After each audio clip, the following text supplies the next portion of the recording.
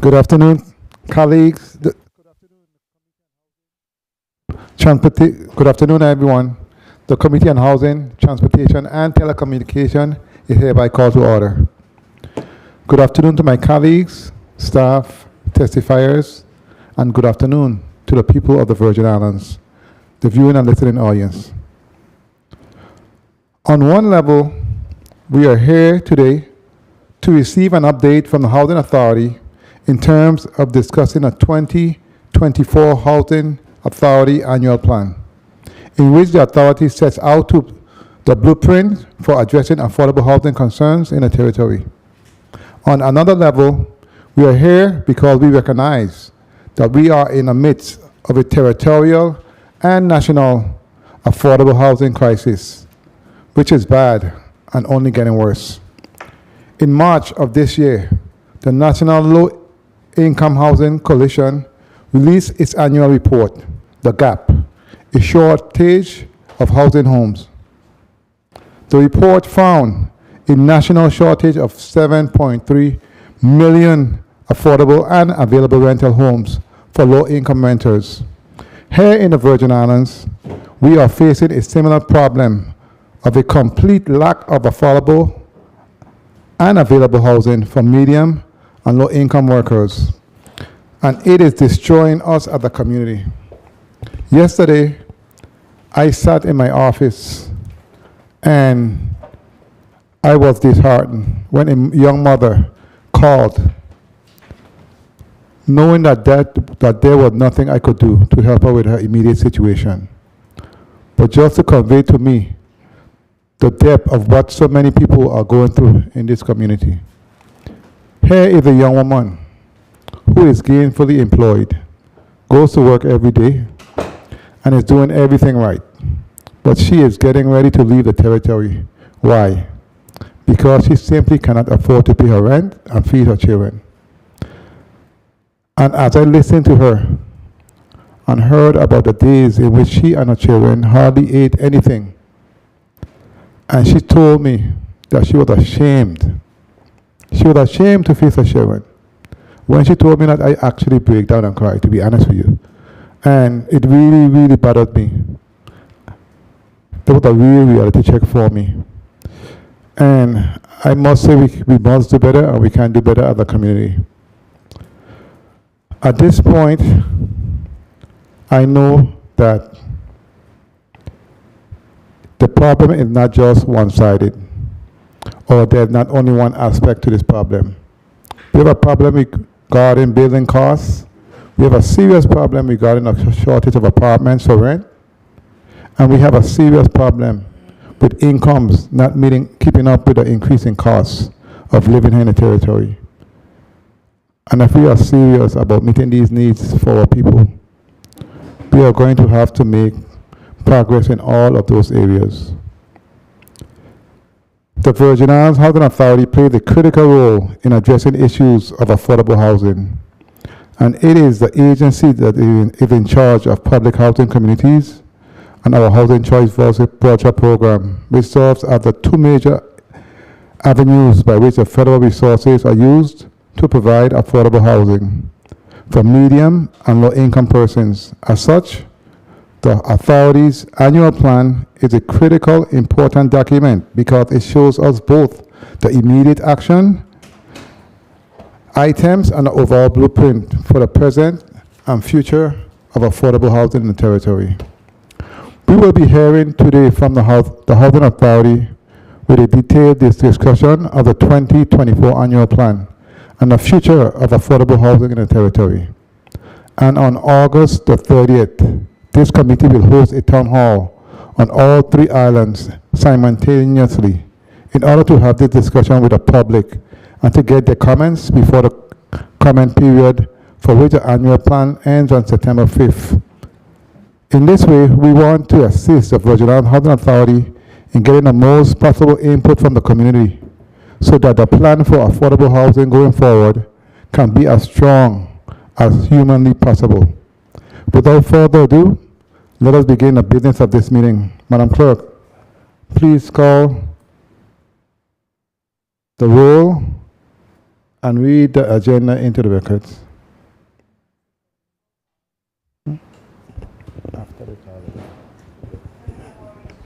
One moment, Madam Clerk. Can you please Turn your mic on. turn on the...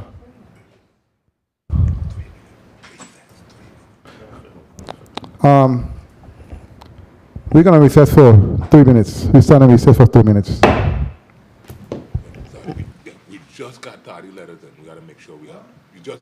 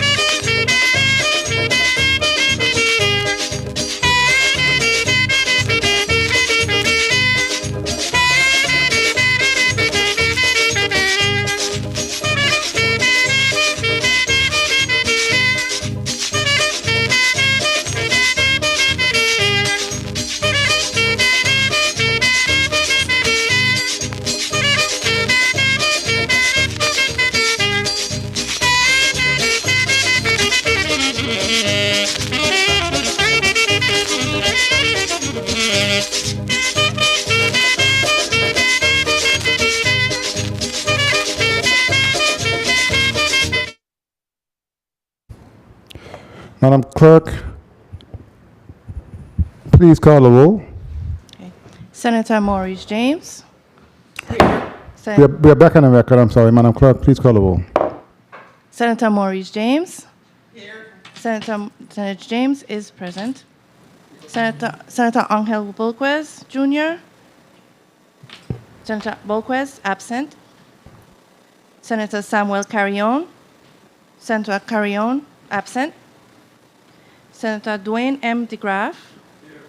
Senator DeGraff present. Senator Ray Fonseca. Senator Fonseca present. Senator Carla Joseph. Present. Senator Joseph present. Senator Marvin Blyden. Present. Senator Blyden present. Mr. Chair, we have 5 present, 2 absent. Very well. We do have a quorum. Madam Clerk, are there any correspondence to be read into the record? Yes, we do. We have 2. Please proceed. Okay. Your mic is kind of low. Speaking to the mic. August 24, 2023. Honorable Senator Blyden, Vice President, 35th Legislature of the Virgin Islands, Capitol Building, Shatamali, VI 00802. Dear Mr. Chair, please be advised that due to a previously scheduled engagement, I will be late to today's meeting of the Committee on Housing, Transportation, and Telecommunications. Please mark my initial absence as excused, and I look forward to joining the discussion at the earliest possible opportunity. Thank you for your time and understanding. Sincerely, Angel Bolquez Jr., Senator at Large, 35th Legislature of the Virgin Islands. Please mark Senator Bolquez as tardy. August 24, 2023. Honorable Marvin A. Blyden, Chairman, Committee on Housing, Transportation, and Telecommunications, 35 Legislature of the Virgin Islands, Capitol Building, Shatamali, P.O. Box 1690, St. Thomas, Virgin Islands, 00804. Dear Chairman Blyden, I will be late to today's Committee on Housing, Transportation, and Telecommunications meeting, which will begin at 2 p.m. in the Earl B. Otley Legislative Hall in St. Thomas, as I am in transit. Please accept my apologies for my tardiness. I look forward to joining the meeting as soon as I arrive. Your patience and understanding will greatly be appreciated. Sincerely, Samuel Carrion, Senator 35th Legislature of the Virgin Islands. Okay, thank you so much. We will note that until the senator gets to the chambers. Thank you for that. I see we have our testifiers from the Housing Authority already in the chambers, so I'm going to ask you to please Place your name on the record, starting from my left to my right. Your name and your title. Good afternoon. Jimmy Farmer, Director of Asset Management. Afternoon. Good afternoon. Lydia Pell, Chief Operating Officer for the Virgin Islands Housing Authority. Good afternoon. Good afternoon. Cecile Tong Foy, Chief Financial Officer. Afternoon. Good afternoon. Emanuela Perez Casillas, Director of Resident Wellness Empowerment. Thank you. Ms. Pell, you may proceed with the testimony.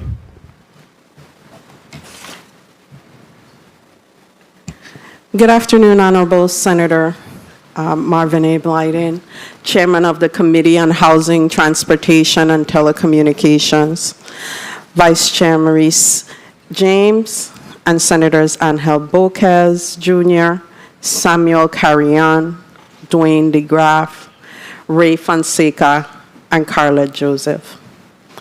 Good afternoon to all other distinguished senators here today, legislative staff, the citizens of the U.S. Virgin Islands, and our VIHA staff, and to the listening public.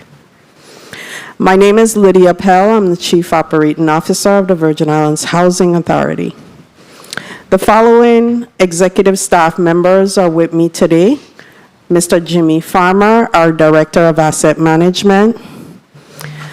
Ms. Emanuela Perez Casillas, our Director of Wellness and Empowerment. And our Chief Financial Officer, Ms. Cecile Tong Foy.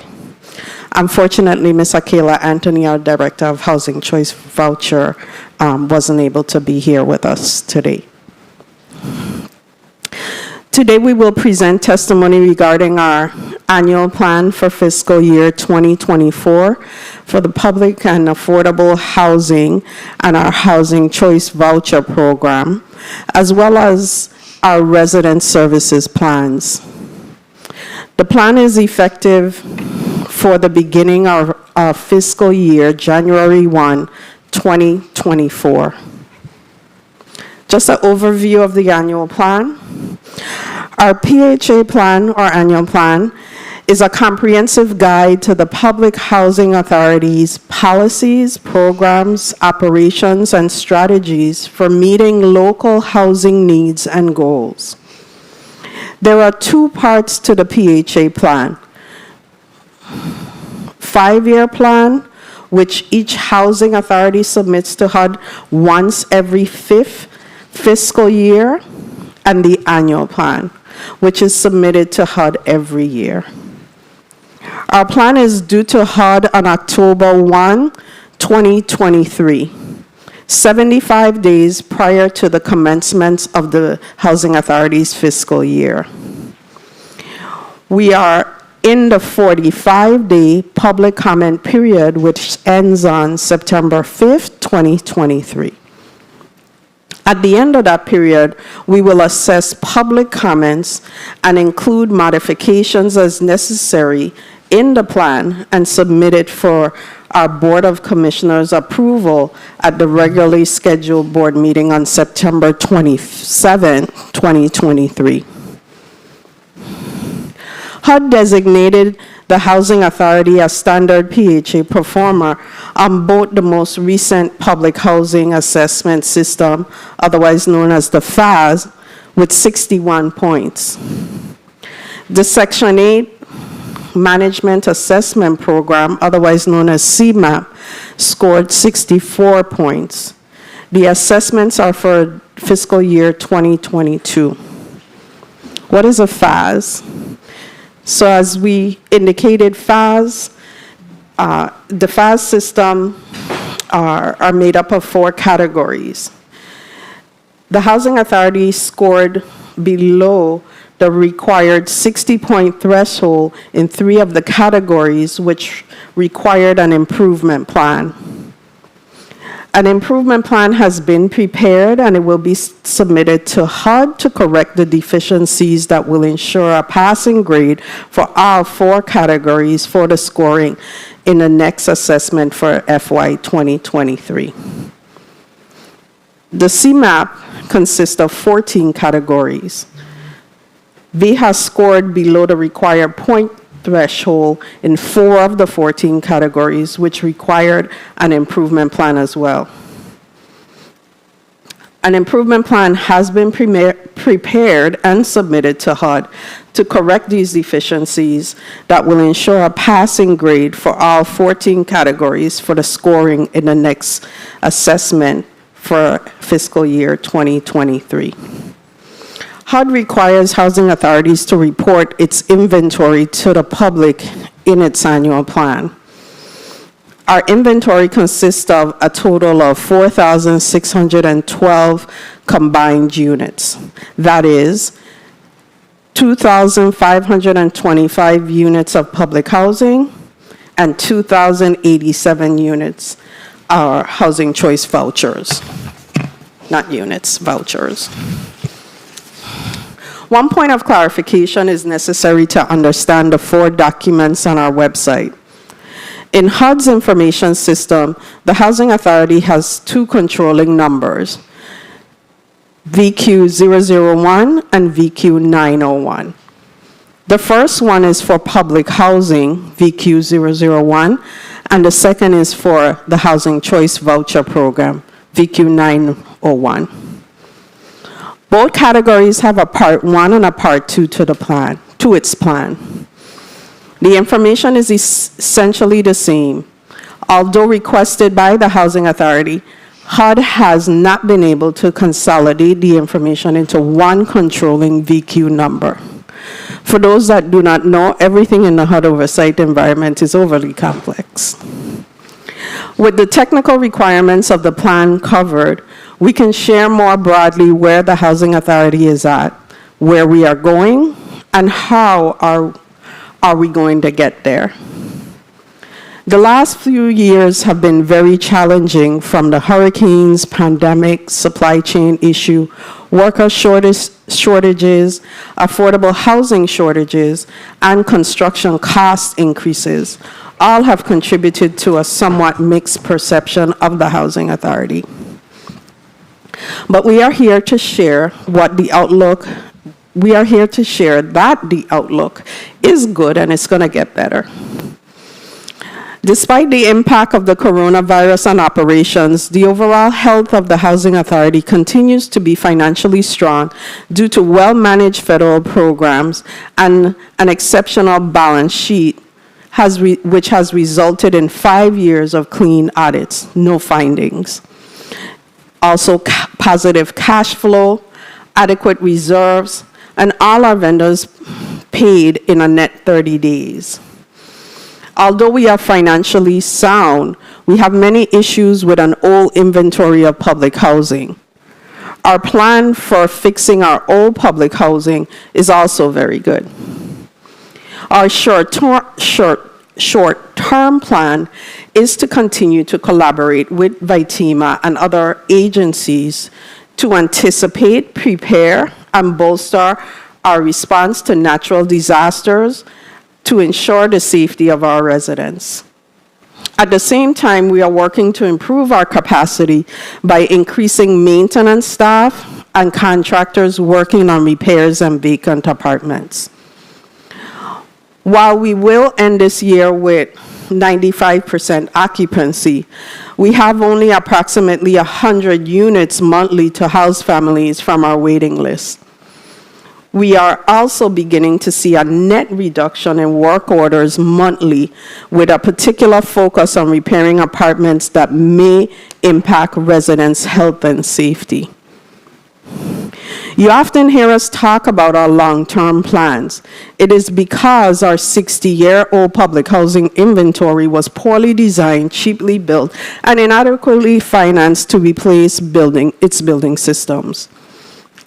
When the cost to repair your building systems for a 3,000-unit inventory is over $200 million, and you receive only $10 million a year, you can't realistically catch up without fully replacing all the buildings and projects. It is an unavoidable reality, but we have the right plan to achieve long-term success.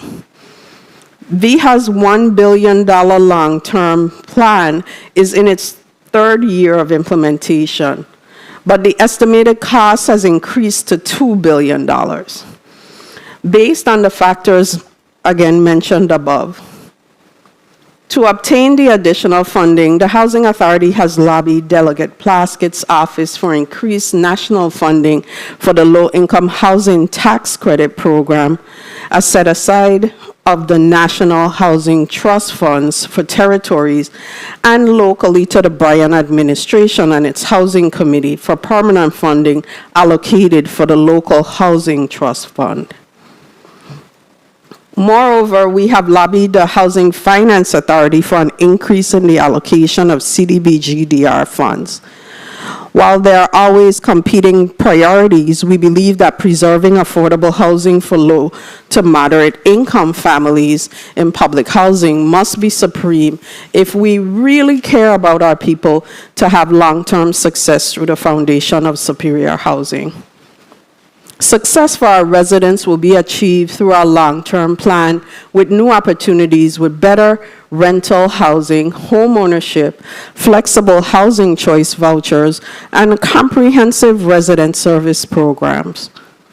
At this point, we will highlight revisions, additions, and modifications to the annual plan that are significant and impactful to residents and applicants to our public housing and housing choice voucher programs.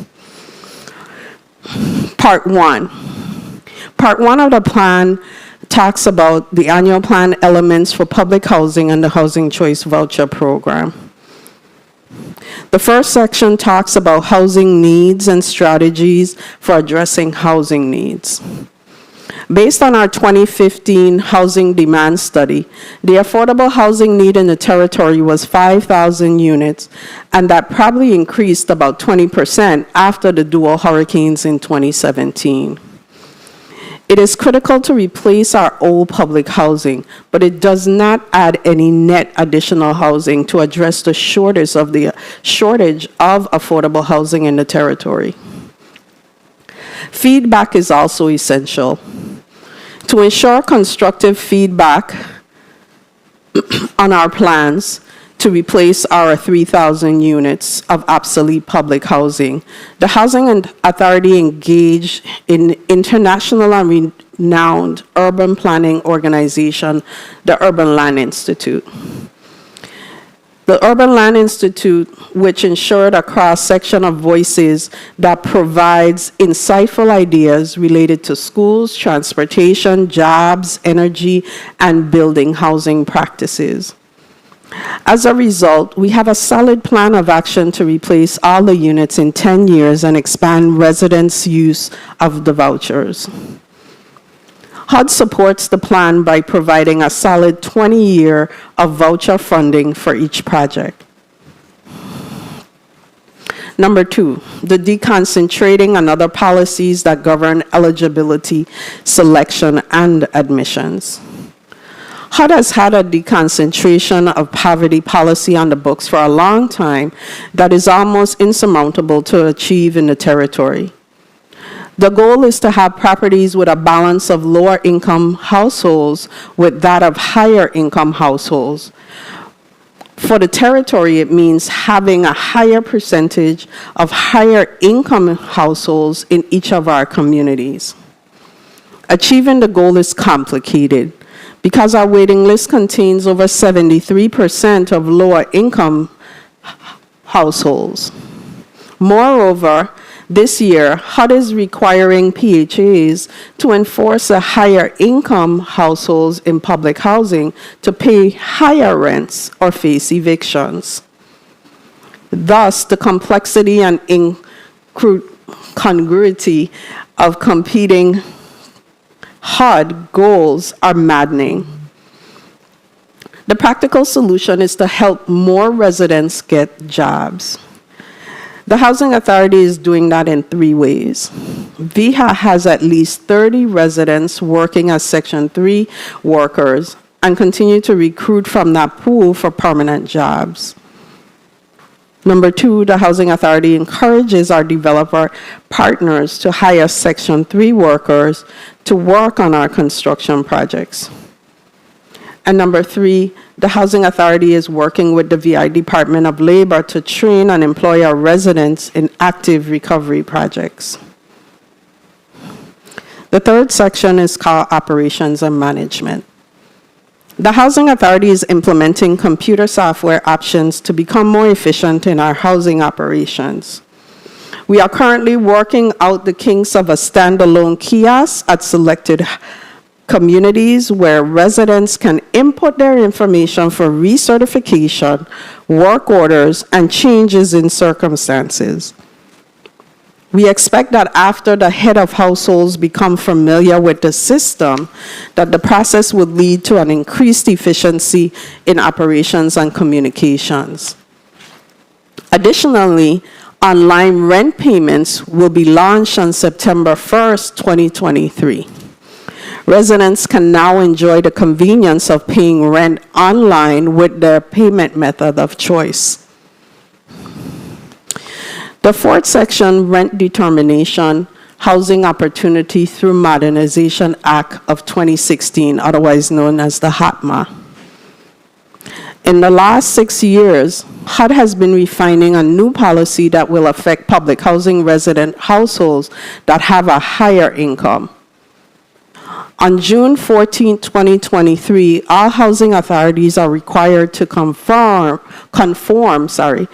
with the final rule of the Housing Opportunity Through Modernization Act, HOTMA. The rule requires housing authorities to implement a policy to account for over-income households. In short, all housing authorities must update their admissions and continued occupancy policy and offer those over-income households the opportunity to stay in public housing after a 24-month grace period, but they must pay either an alternative rent, which is higher of the fair market rent, or per unit month subsidy. Accordingly, our final policy is to provide a household with every opportunity to stay in public housing and give a family the option to pay the alternative rent. But if the family declines, we must terminate the tenancy. Concurrently, we have less than 50 households out of the approximately 1,900 households who would be affected by the policy change. We will be working with all affected households to have a safe and successful transition. The fifth section is called grievance procedures. As the housing authorities goes through significant changes with new construction, administrative policy changes, and house rules, we will make sure that residents have the benefit of timely and impartial opportunities for grievance hearings when there are disagreements. Therefore, we have engaged 2 vendors to provide neutral third-party grievance hearings. This will ensure that residents are aware of their right to a hearing, and we will be communicating during recertification with flyers at our sites and on our website. The sixth section, Admissions and Continued Occupancy Policy and the Dwelling Lease Revisions. Besides the changes in the ACAP required by HOTMA described above, the Housing Authority is proposing to increase the security deposit that a new household will have to pay from the current average of $205 to $500 or 1 month's rent, whichever is higher. Of course, the basis for the increase is to encourage lease compliance, continued care of the units during tenancy, and to reduce the cost of making a unit ready for reoccupancy. If necessary, a family will have the option to pay the security deposit over time, roughly a 3-month period. The next section is called Housekeeping Standards, Policy, and Revisions. Most resident households appreciate the opportunity to live in an apartment with some federal assistance and do everything to maintain the unit as they received on the day they moved in. However, there are some households that need reminders and consequences for non-compliance. These housekeeping standards are to address that minority of households. To improve the livability and conditions of the apartments, the Housing Authority is updating its uniform standards for all resident households and requirements for the common areas as well. Timely reminders, increased inspections, and improved communications between property management staff and resident households will result in better and safer overall residential communities. It is incumbent upon all of us to support the Housing Authority's effort to improve our communities. And we appreciate those elected officials that consistently encourage least compliance behavior, respectful courtesy between neighbors, and well-mannered young people. The next section is our homeownership program. The Williams Delight 300-unit public housing community is the only homeownership program that is active. The homeownership plan was approved by HUD in 1995. To date, 35 units have been sold. 183 units have been identified for demolition. 82 units are structurally fit for renovation and subsequent sale.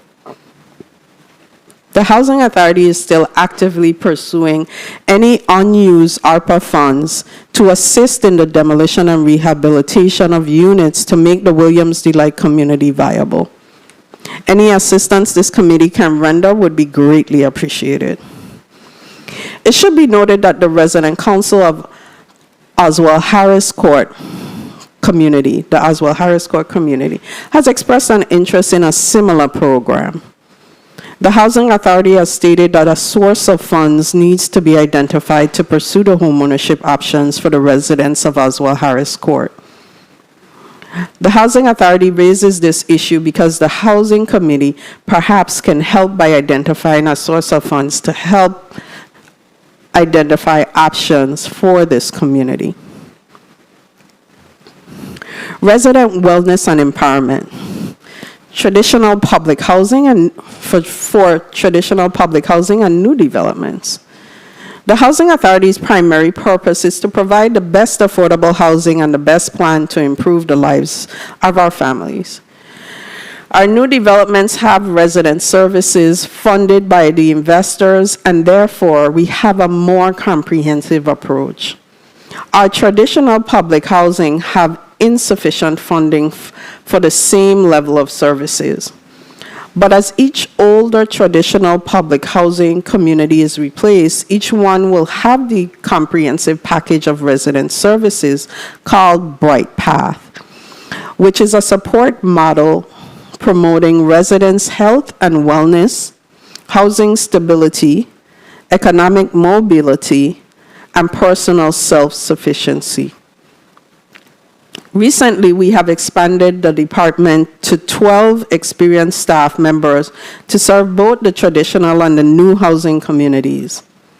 What is important for the public to know is that we will achieve improving outcomes for each household through partnerships with service providers and effective resident councils. And this year, we have made significant progress with engaging both stakeholders. Our fiscal year 2024 plan has a goal to double the number of families in our self-sufficiency program to 50 families. The best industry practice for resident services programs is to have organized representation from the resident body. It is why our service model relies heavily on active and effective resident councils. Currently, we have 3 resident councils, with 3 more being formed this year.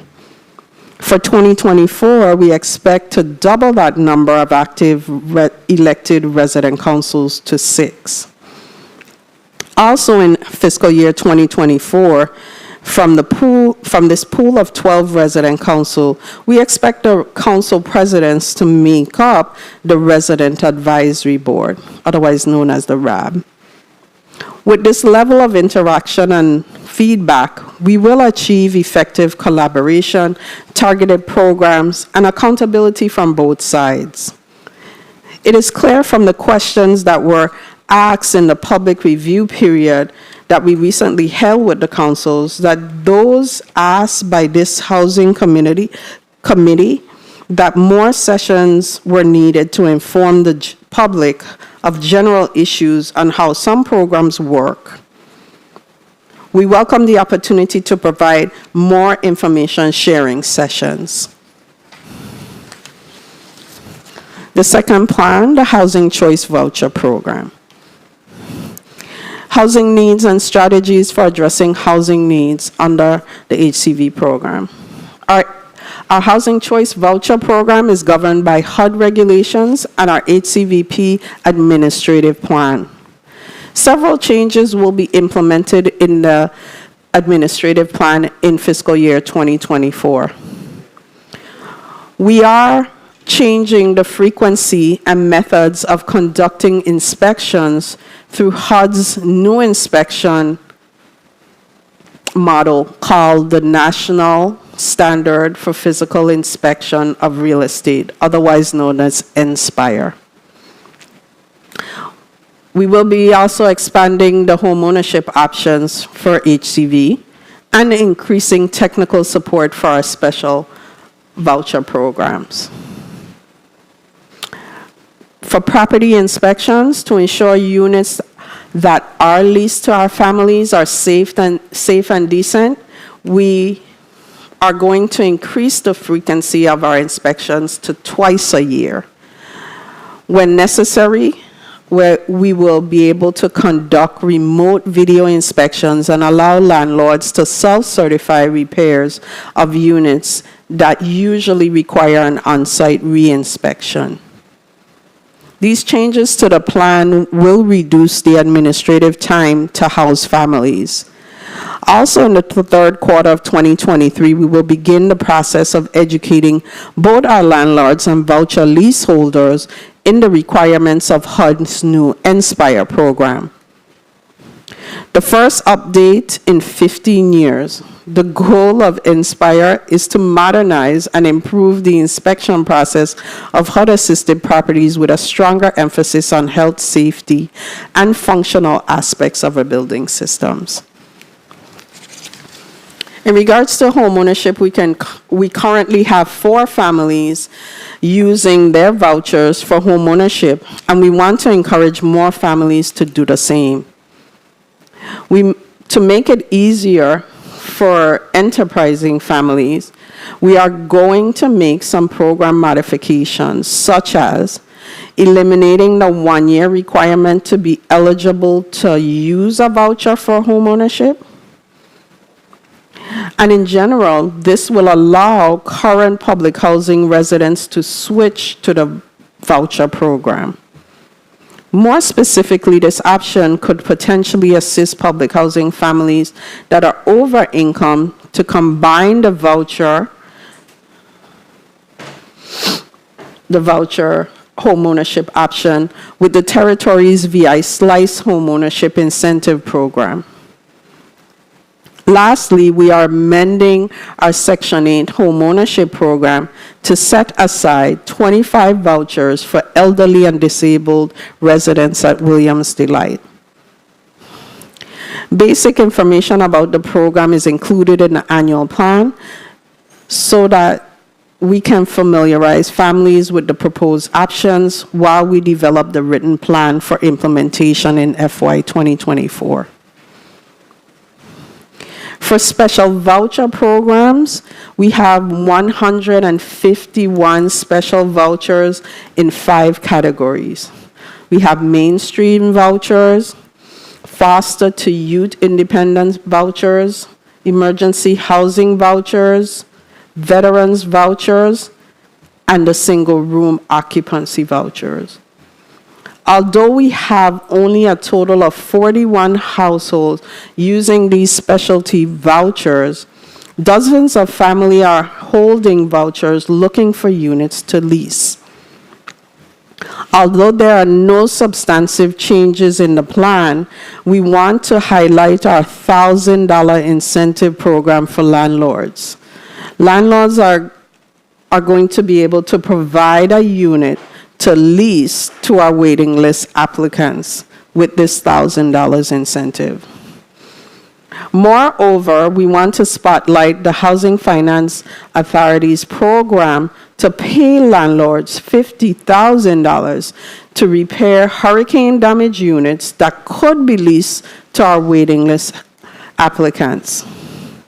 Finally, we will be providing technical assistance to the organizations like Continuum of Care and the Veterans Administration to improve the process to refer individuals to use these vouchers.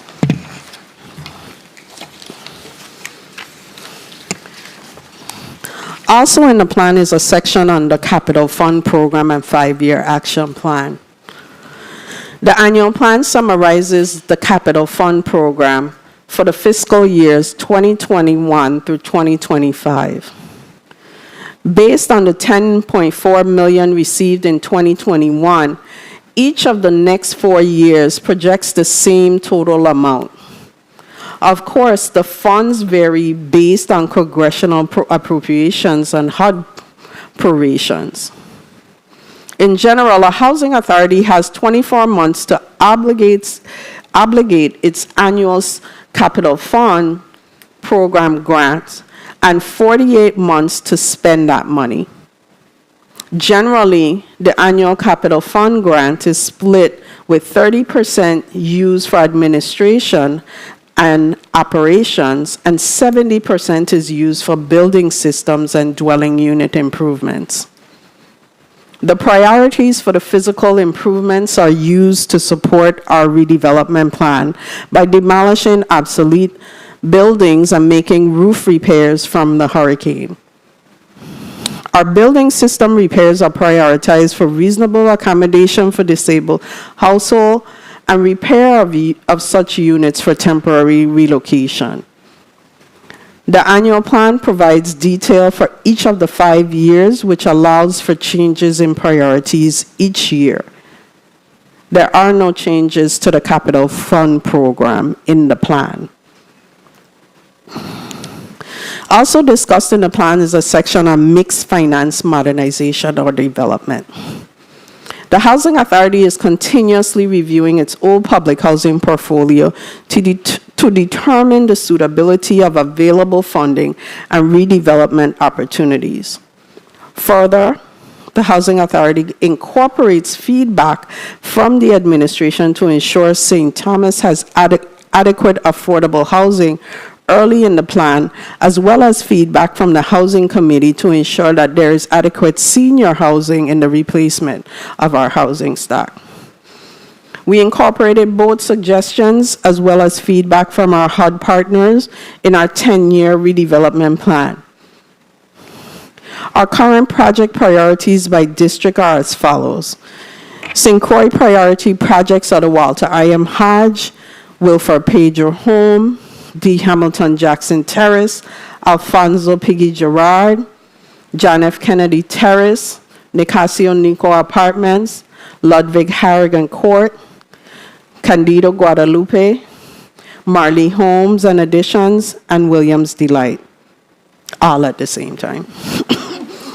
St. Thomas priority projects includes the priorities of the redevelopment of Estate 22 high-rise apartments in 3 phases at 3 site locations, which include the Duno site, what we call 22 North and 22 South, as well as the replacement of Lucinda Millen. In the annual plan, we provide details on each estimated cost, funding sources, and projected schedules. However, it is important to highlight some of the issues that will impact our redevelopment efforts in 2024.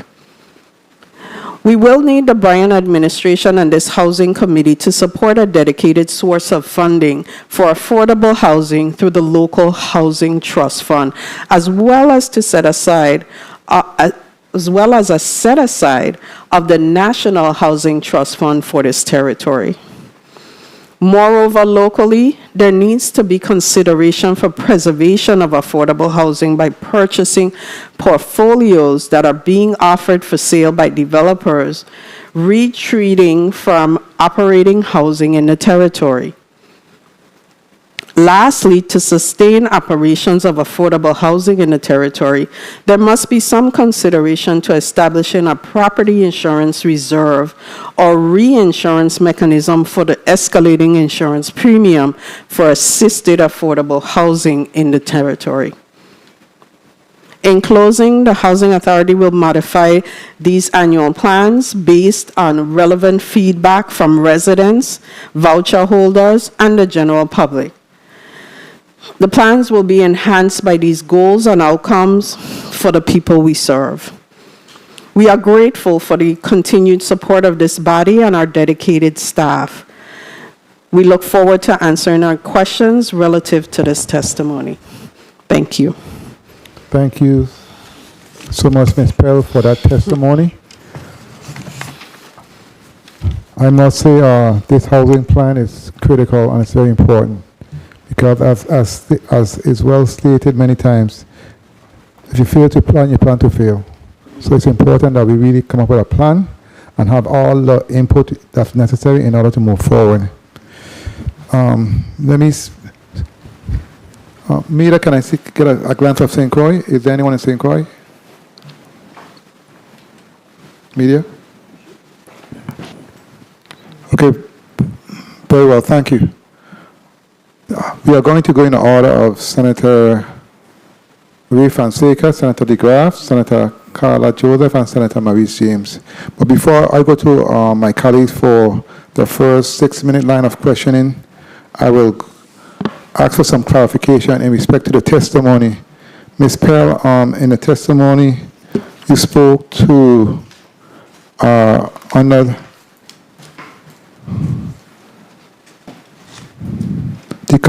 deconcentrating and other policies that government that govern eligibility. You spoke to the requirement from HUD, right, which is requiring PHAs to enforce higher income households in public housing and to pay higher rents or face evictions. Now, let me ask you in respect to that.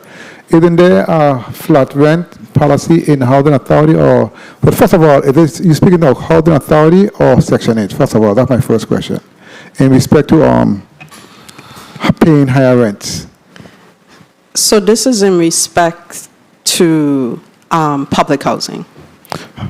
Okay, well, with that being said, so there is no longer a flat rent requirement? No, there is the option for flat rent, but Okay. this has to do with the change in the HAPMA that is coming up in the other section that we discussed. Explain the change for me, please, because individuals with higher income usually choose the flat rent because they make more than the lower income residents. So you say you're trying to make those individuals making more money to pay higher rent. So what's the change? Can you explain that change to me, please? Sure. Okay.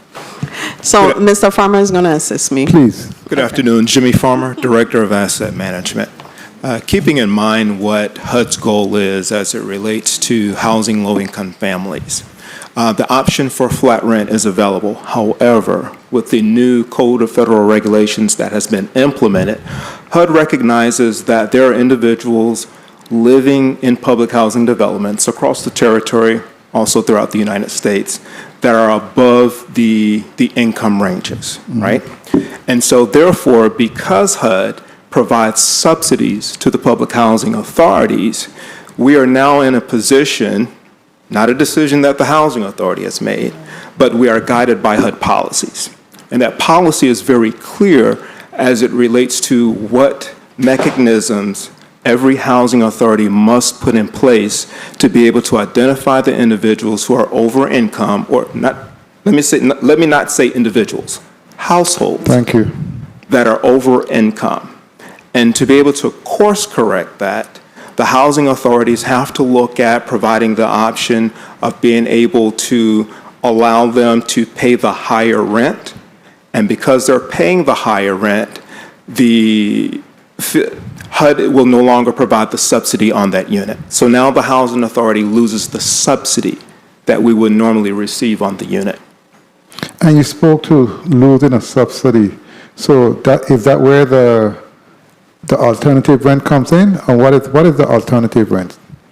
When you say alternative rent, the household will be responsible for paying the housing authority the subsidy that HUD will no longer pay. The difference. Correct. The difference.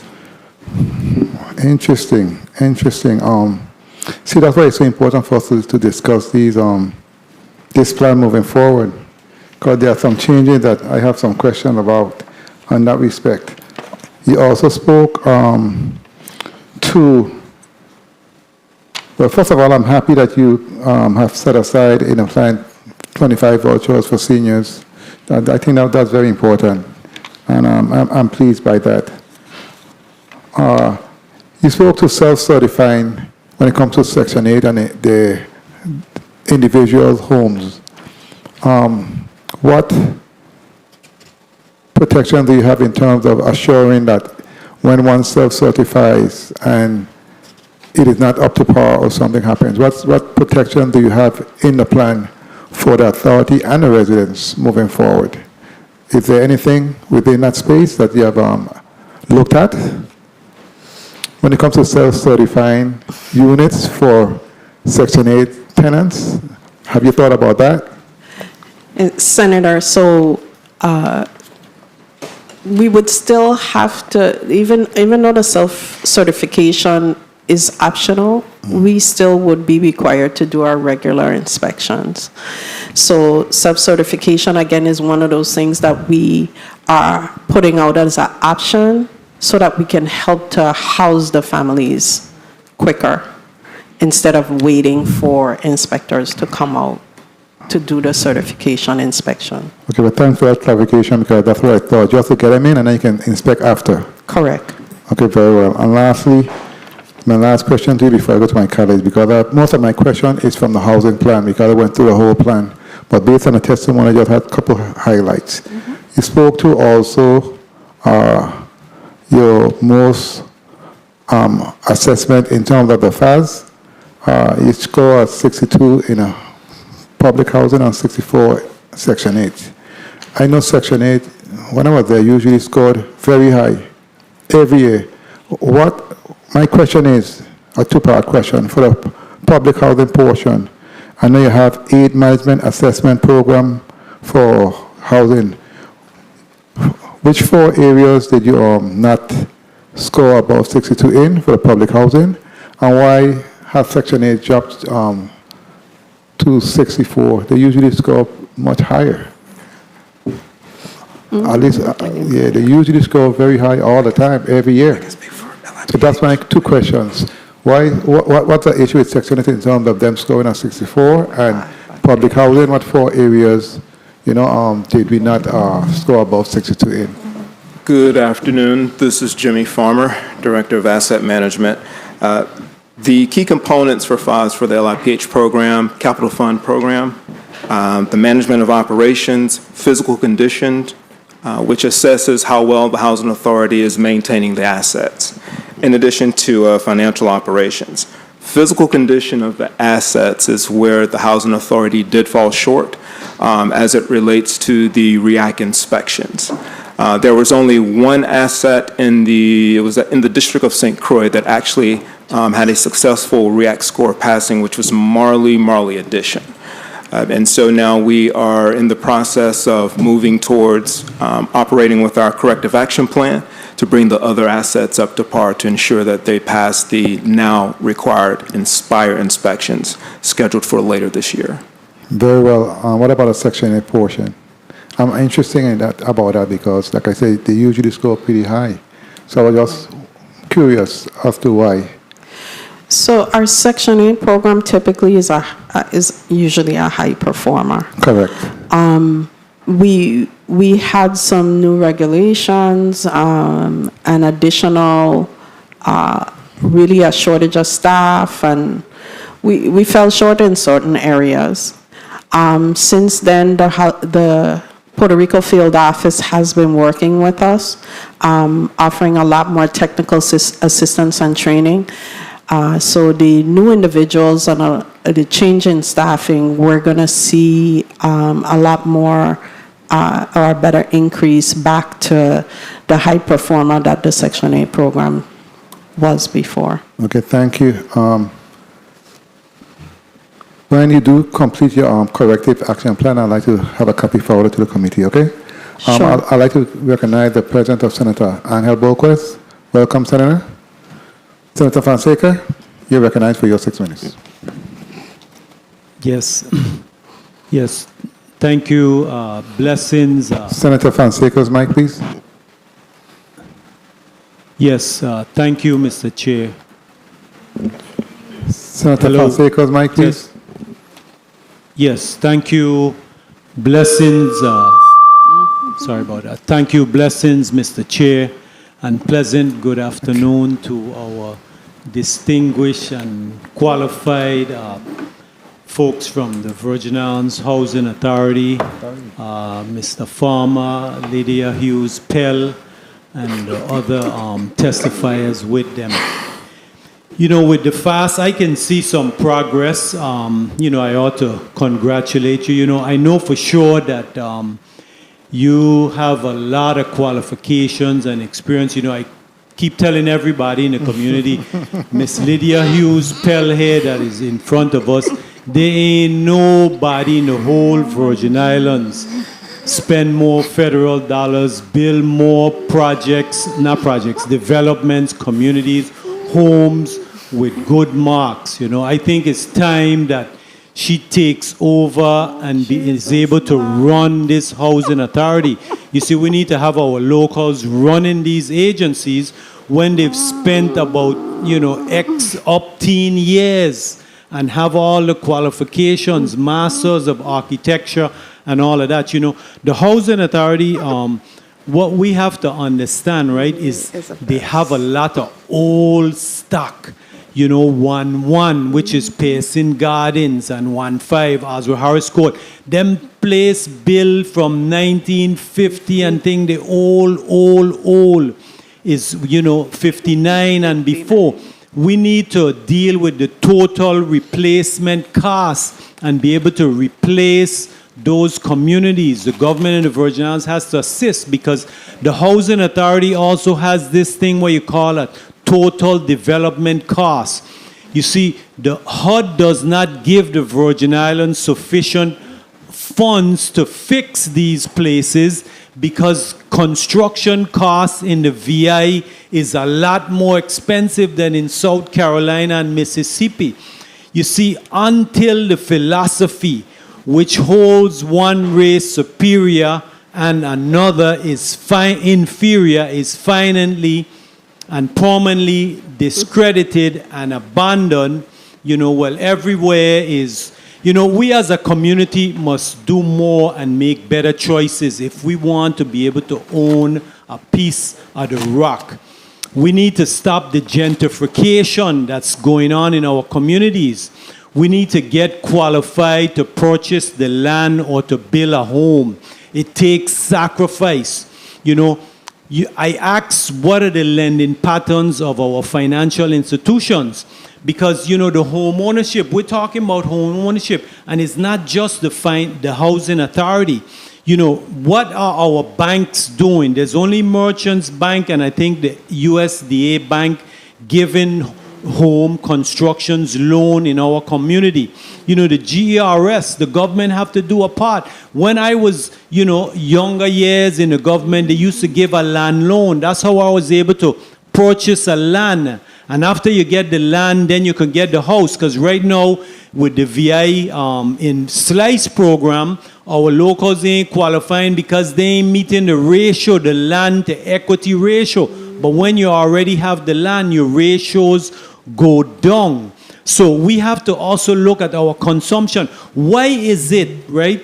You can get a car loan from the bank, $70,000, $60,000 for a car loan. As soon as you drive it off the lot, the car depreciates. The land loan is a good loan. Look at this land thing in St. John, right? where the land was purchased. It was $2,000 an acre in St. John when this land was purchased. Now you can get land for like $1 million. Folks, we have to do the sacrifice. Don't buy the new car. We have to get a home. It have to start with the government helping you. So I want to go back to Lydia Hughes now and the Housing Authority. What is the total replacement cost for the housing stock of the Virgin Islands Housing Authority? Do you have that number? Senator, as of our 2022 physical needs assessments, it is over $200 million. So you see that? That means that the Housing Authority needs over $200 million to be able to get the units up to 1 minute. excellent stock. So by them being a little bit, below the FAS and thing, I can see progress, Let's get Lydia in charge so that she can be able to show the people that she can get the job done, I don't know Mr. Farmer too well, but the short time I've seen him, he is here. The whole staff of the Housing Authority has the capabilities. But to get back to the home ownership, we as our 30 people, seconds. we have to live and small up. Don't buy that big brand new car when you get a raise and think. Buy some land. This is how we're going to be able to qualify to get into the homes in the Virgin Islands. If not, we're going to lose our territory. And thank you very much, Mr. Chair, for the time. Thank you, Senator Fonseca. Let me just put something on the record.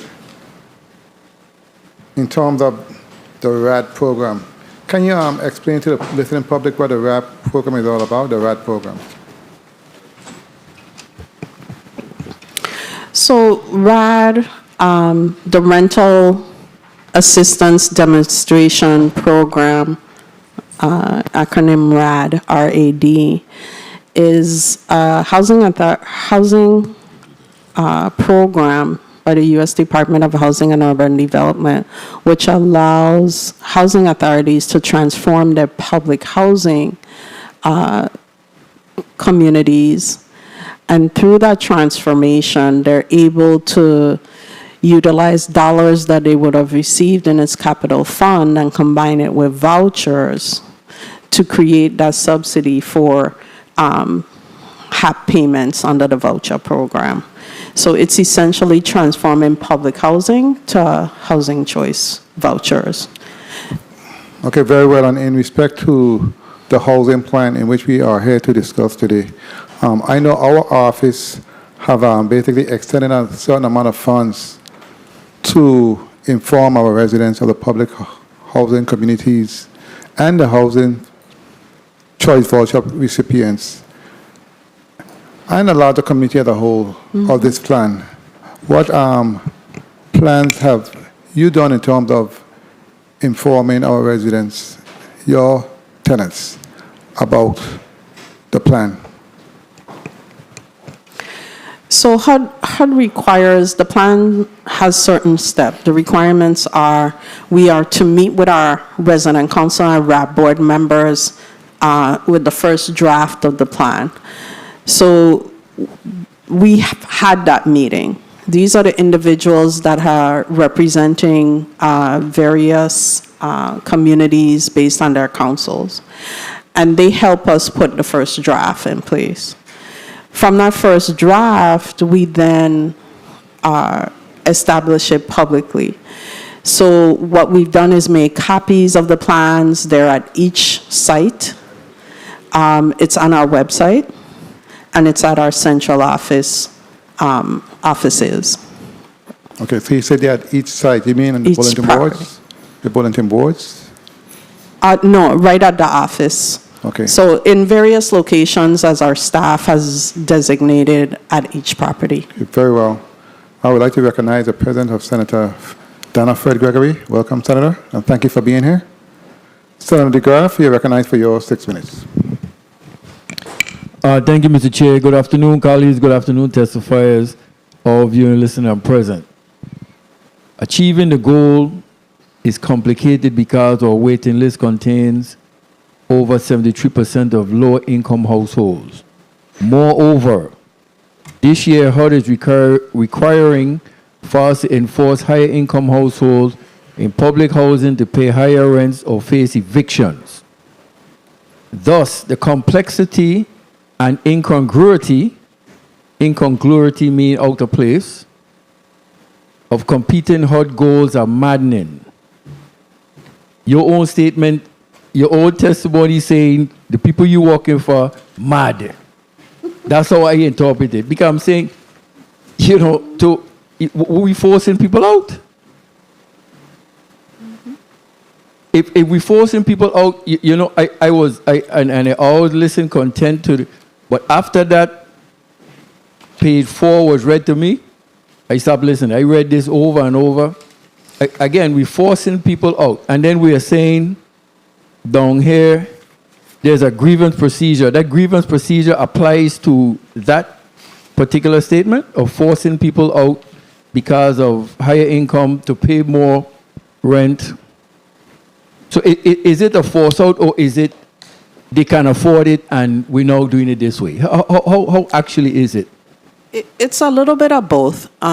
These individuals, this is not a new issue for HUD. Okay. It's been an issue for over almost 6 years. There are individuals that make, different to the tax credit program, your salaries are based on our income limits over income. You can afford, based on that number, a market rate unit.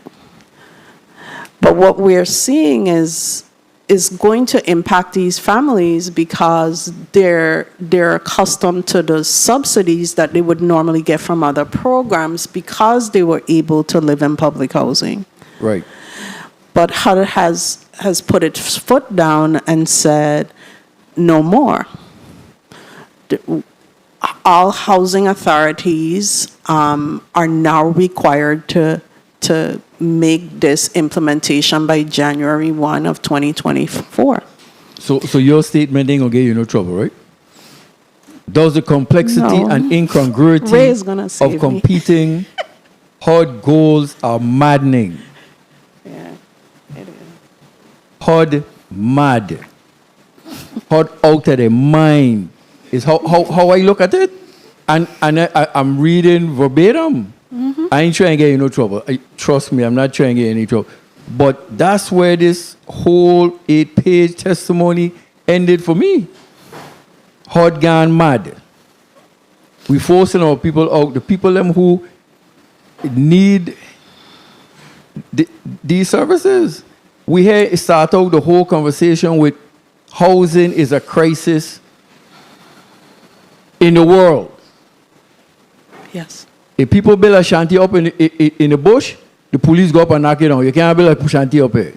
But now we have a housing. HUD is supposed to help, low-income people, and we have these. It's just HUD gone mad. So the grievance procedure doesn't apply to what HUD has mandated for you. It just basically applies for everything else. The grievance procedure would apply, but again, the statutes have been put in place and the regulations put in place, and it has become the responsibility of each housing authority to assist these families once implementation takes place. And this housing authority will do its best. We have been looking at pros and cons of how in the implementation of this, we're going to be able to leverage with other agencies to help these families. It's not going to be easy.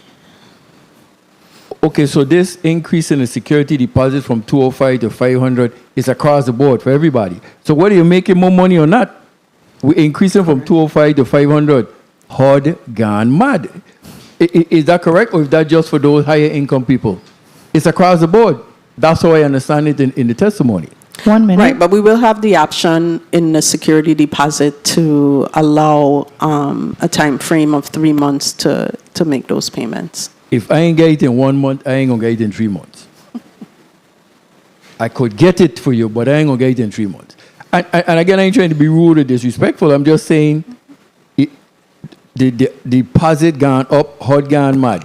Now, it provides neutral third party for grievance hearings. Who are the 30 neutral seconds. third parties, and how were they determined to be as neutral third parties?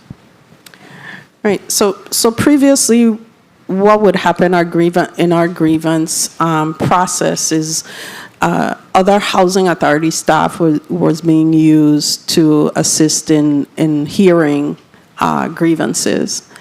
So we've now changed that process to be third party, so there's no influence from any one of our Time. staff members in decision making. So we have 2 companies that are now doing that. Yeah, who are they?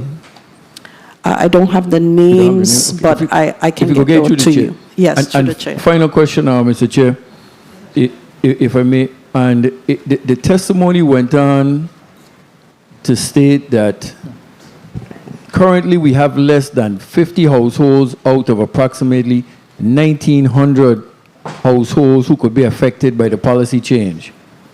So that number is a solid number, or that's a number that can increase up to probably affecting all 1,900? No, not all Okay. 1,900. There is a possibility of increase. We know of 45 right now, and it could be upwards to 50, but it would never increase to 1,900. Okay, so isn't that critical Correct. beyond the 50 right now? Correct. Okay, thank you for the time, Mr. Chair. Thank you, Senator DeGraff. For the record, CEO Opel, for the record, in respect to my colleague question, in respect to the rent going from 250 to 500, 205 to 500, is that a hard mandated policy, or is that something that the authority plan to implement moving forward? Just for the record. Clarification. Could you repeat the The question? security deposit, the change from 205 to 500, is that a hard mandated policy, or is that something the housing authority is trying to implement moving forward? That's my question. Good afternoon. Good afternoon. Mr. Farmer, when please, and please state your name before you speak, because reporters are remote. Good afternoon, Jimmy Farmer, Director of Asset Management. To answer your question, the increase in the security deposit is not a HUD mandated policy. That is a Virgin Islands Housing Authority. Internally, we've had conversations relative to current security policy, current security deposits, and as we look at the total cost to turn units and what's left in terms of what a resident normally has on the books in terms of what a security deposit is, we're not in the business to make money, but we do want to make sure we're holding our residents accountable as it relates to maintaining the assets. Did the board approve this mandate as yet? No. Have the board approved this as yet, or is it just a plan? No, the board has not approved it. Right, because it's part of the commentary in the plan. So as we go through the plan, it's one of the elements that we are proposing. And based on this plan, how much have you done an assessment to see exactly really how much money you will revenues you will have in respect to such a policy? Have you done an assessment of to what type of funding we are speaking to in order to help maintain the units based on the condition that you stated? At this, Lydia Pell, at this point, no, we have not, but a lot of changes, especially with the inspection protocols for Inspire, et cetera, is gonna change the way we do inspections and rehab our units.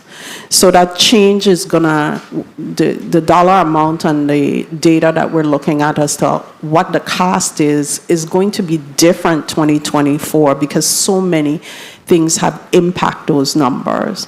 The costs of materials, staffing, the rates of pay, but it's something that we can look at and provide at a later date. Yeah, please do, because, it has more than doubled, and I was just wondering where did the number come from? There should be a reason for that number, that specific number. And I know in April, I believe it was April, you had released guidance relaxing the policies that forbade persons with criminal histories from living in public housing communities. But further, it gave the public housing authorities the authority to develop policies and to make determinations on a case-by-case basis. What steps have the Virgin Islands Housing Authority taken in this regard? Good afternoon, Jimmy Farmer, Director of Asset Management. The Housing Authority has to walk a very fine line as it relates to declining an application because there is criminal activity. The Housing Authority does not want to be set up in a position where we are sued for discrimination because an individual who hasn't applied for an apartment maybe has some things on their record.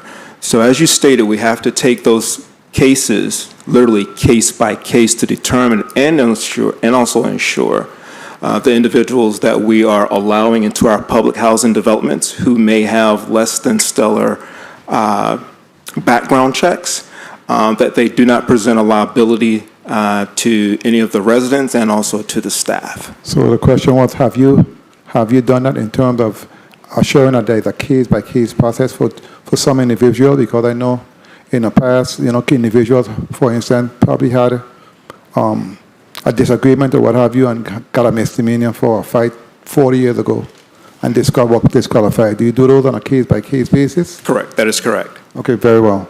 Senator Joseph, you're recognized for your 6 minutes. Good day. Thank you so much, Mr. Chairman. It's a pleasant good day to everyone here, especially members of the executive staff of the Virgin Islands Housing Authority. I do have some questions, and I will begin first with my questioning relative to your strategy outlined as far as your resident wellness and empowerment, traditional housing and new development, which is found on page 6 of 8. Kindly indicate for us how many, you indicated you have expanded the department's staff to 12. How many were there initially?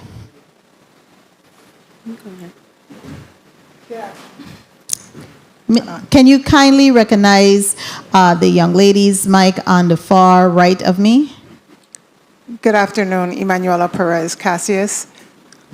The number of staff that we had prior, I am not sure, but we do have 12 individuals on staff to ensure that we are addressing all of the specific areas of need. One moment for me. Just break it down, or Ms. Pell may be able to give some historic information regarding that, but indicate how many persons and personnel do you have on each island district?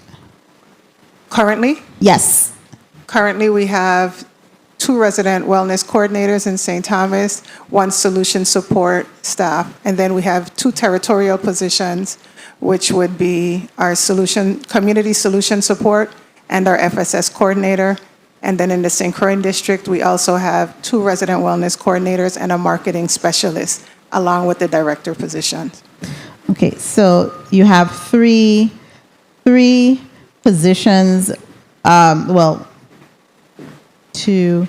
So you have a total of, that looks a little 9 bit. right now. 9. Right. Okay, because I was saying it isn't shaping up to the 12 as you reflected in your testimony.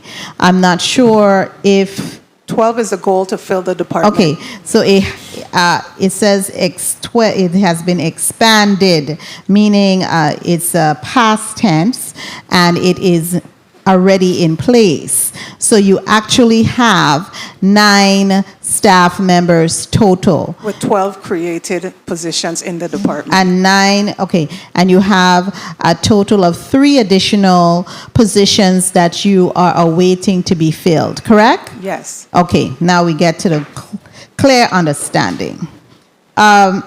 Now, I wanted to ask relative to your goal and go down a bit.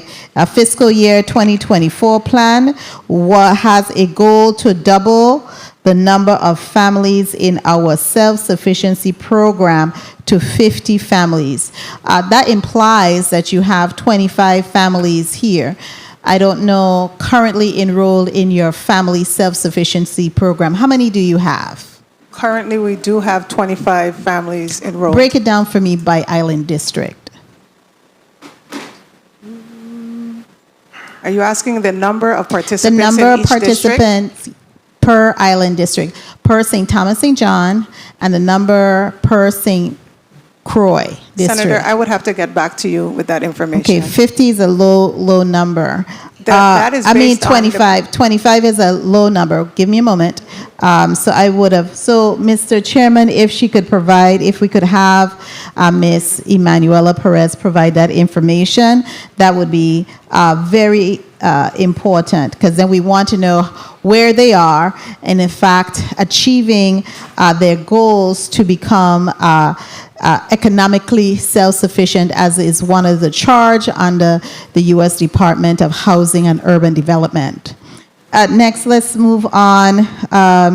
You indicated you have, same area, 3 resident councils with 3 more being formed this year. How many resident council in the St. Thomas district has been formed? We've got 2 resident councils in the St. Thomas district, Okay, where are they? Which housing communities? Oswald Harris Court and Kerwin Terrace.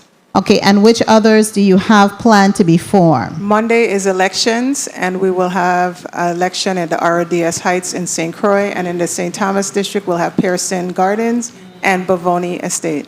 Okay, Elections. on Monday? 1 minute. No, it's the next 3 days. Each community will have a different election on each day. So it'll be the 28th, the 29th, and the 30th. Elections will be held within the communities. Okay, so you said Oswald Harris Court, Kerwin Terrace, you already have resident councils. What's the other community that you have a resident council? Because you said 3. Williams Delight in St. Croix Williams district. Delight. Okay, great.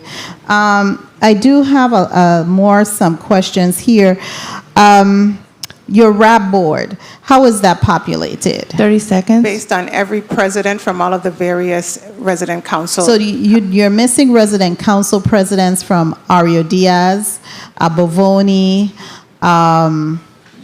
some of the other communities do you have one from H.H. Berg's home? So you're missing presidents. So how many persons sits on the RAB board? The RAD board would consist of a president from each council. So currently, the RAD board is anticipated to be formed in 2024 after we finish our phase 4 elections. Okay, so Mr. Chairman, I do have some additional questions.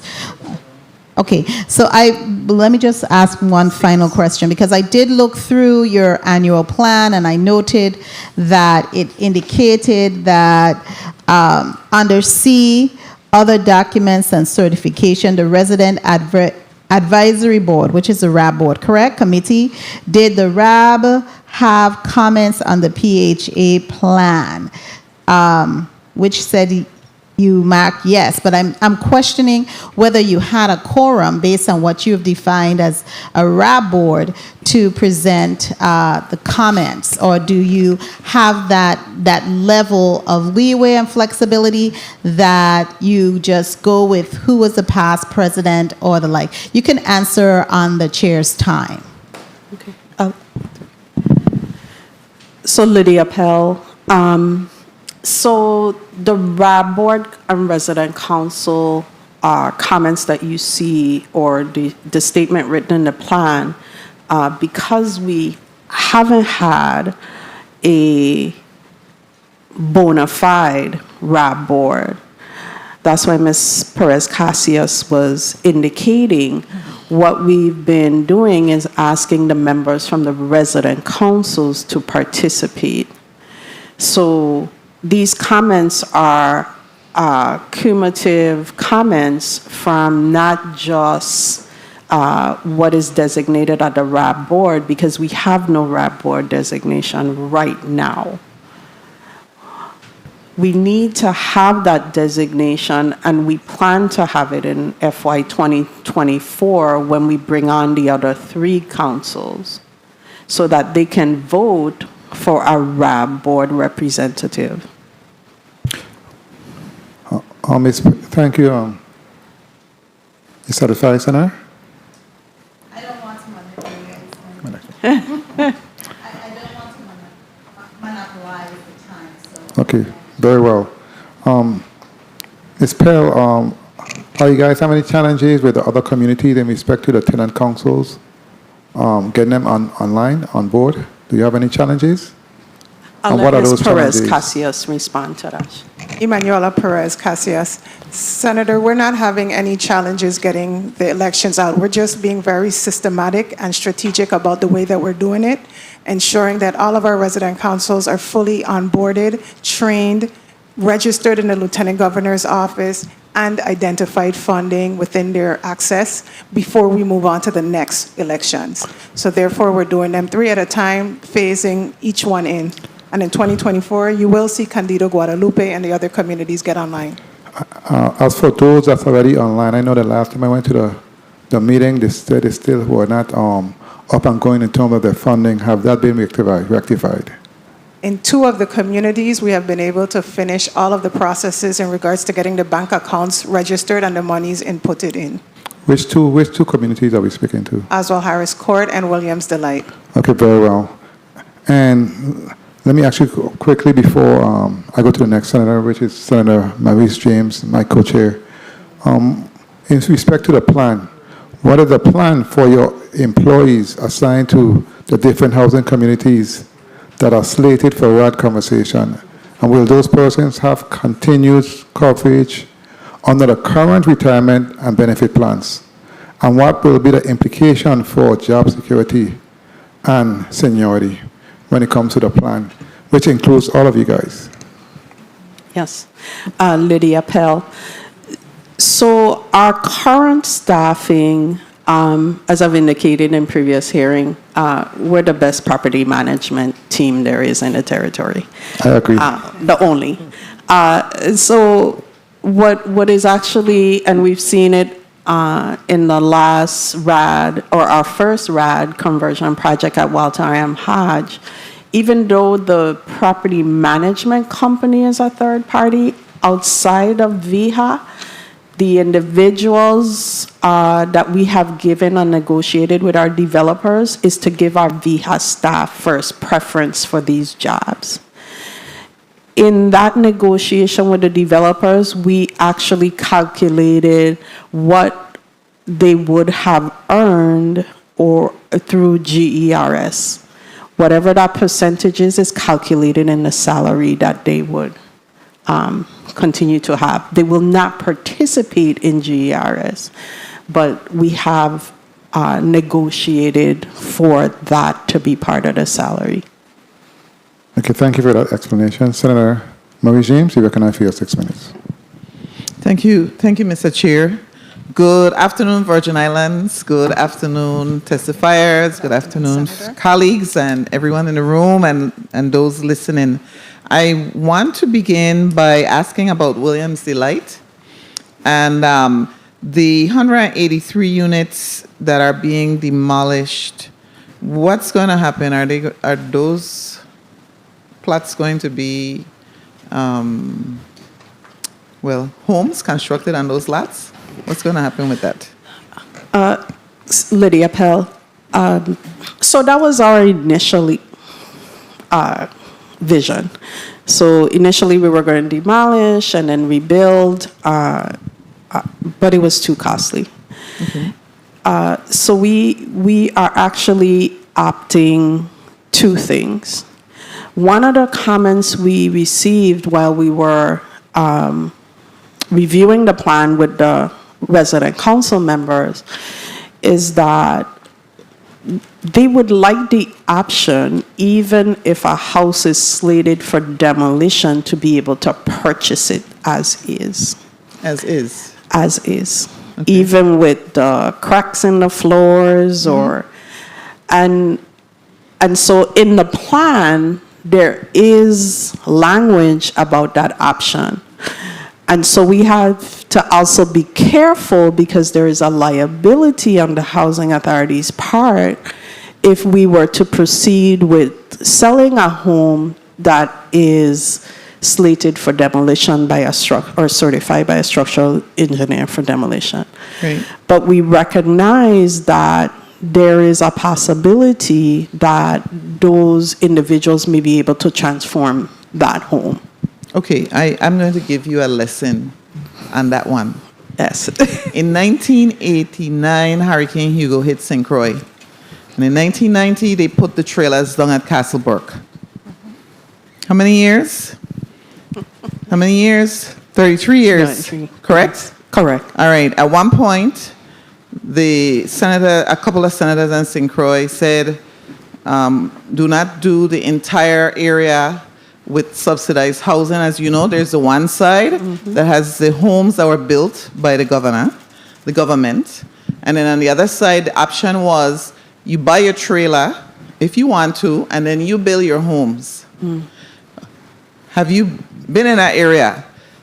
Less than 25 houses have been built.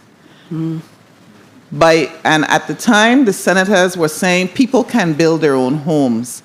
People who live in areas like that, it is very difficult for them to get the financing to build their homes. Here we are now in hurricane season, and there are people still living in those trailers in Castlebrook. Hurricane season. And we can only pray. So my recommendation is no, do not transfer as is certified demolished homes to people, because they're going to be there 30 years from now when none of us are around, perhaps.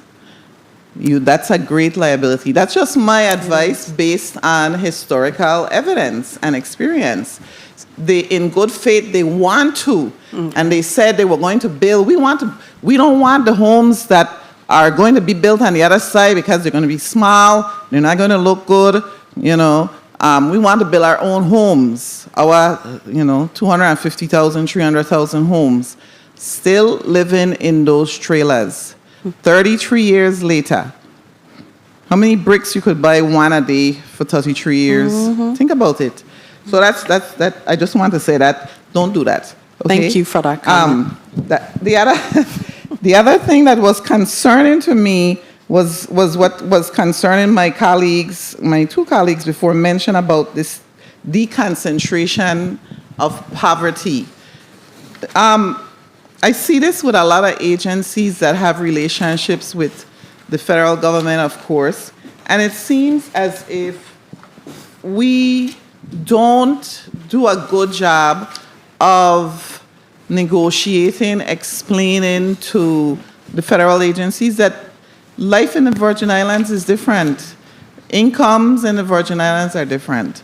So do we ever make... 1 minute. It's like we're between a rock and a hard place, right? Correct. So when I saw that you said maddening, that also jumped out at me. And then you said, too, that it's impractical because of the abundance of very low and extremely low income individuals. So what do we do? Do we just... Have you made any efforts in terms of lobbying the federal government through maybe the delegates of Congress and 30 seconds. helping us out here locally? That's where we need help. We're just different. We can't be treated like a state in certain instances and then not as a state in others, correct? That is correct, Senator. And we have this discussion all the time. In particular, at our board meetings, our commissioners, they do voice concern on these numbers, and that we do need to assist the families better. I totally agree. One more, or just should I? Okay, go ahead. The other thing that I want to point out that's along that line, and I just want to get a status from you. You said you've lobbied Delegate Plaskett's office for increased national funding for the low-income housing tax credit program. Set aside. You've also locally lobbied the Bryan administration That has to do with the Housing Trust Fund. That is correct. Okay, what's the response? Are you getting, is it no response, lukewarm response, maybe? What's the response from the delegates of Congress and from the Bryan administration? And also the Housing Finance Authority, because you said you lobbied for an increase in the allocation of your funds. What's the response from these various entities? Let's use the word entities. All the entities have agreed, yes, we need it. But there's no actual tangibility of it actually coming to fruition. Director Graham does the one thing. Every testimony that we've had since his term here has been for that, and Senator Blyden could attest to it, to have the Housing Trust Fund funded. There was some efforts through the delegate office at one point, very strongly, but everybody agrees it is needed, and we will continue to lobby. Thank you, Mr. Chairman. Thank you, Senator Maurice James. Senator Angel Boquez, you're recognized for your 6 minutes. Thank you, Mr. Chair, and good afternoon, Mr. Chair. Good afternoon, colleagues. Good afternoon to the listening and viewing audience, and good afternoon to the Virgin Islands Housing Authority leadership. I'm going to start off by asking questions about the strategic plan portion of the housing plan. I know it's broken down into a number of strategic goals, whereas we're aligned in 2023 with goal number 3. But before I dive down into goal number 3, have we accomplished all the goals in sections 1 and 2?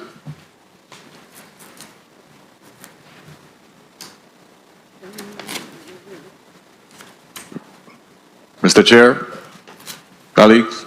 Yes.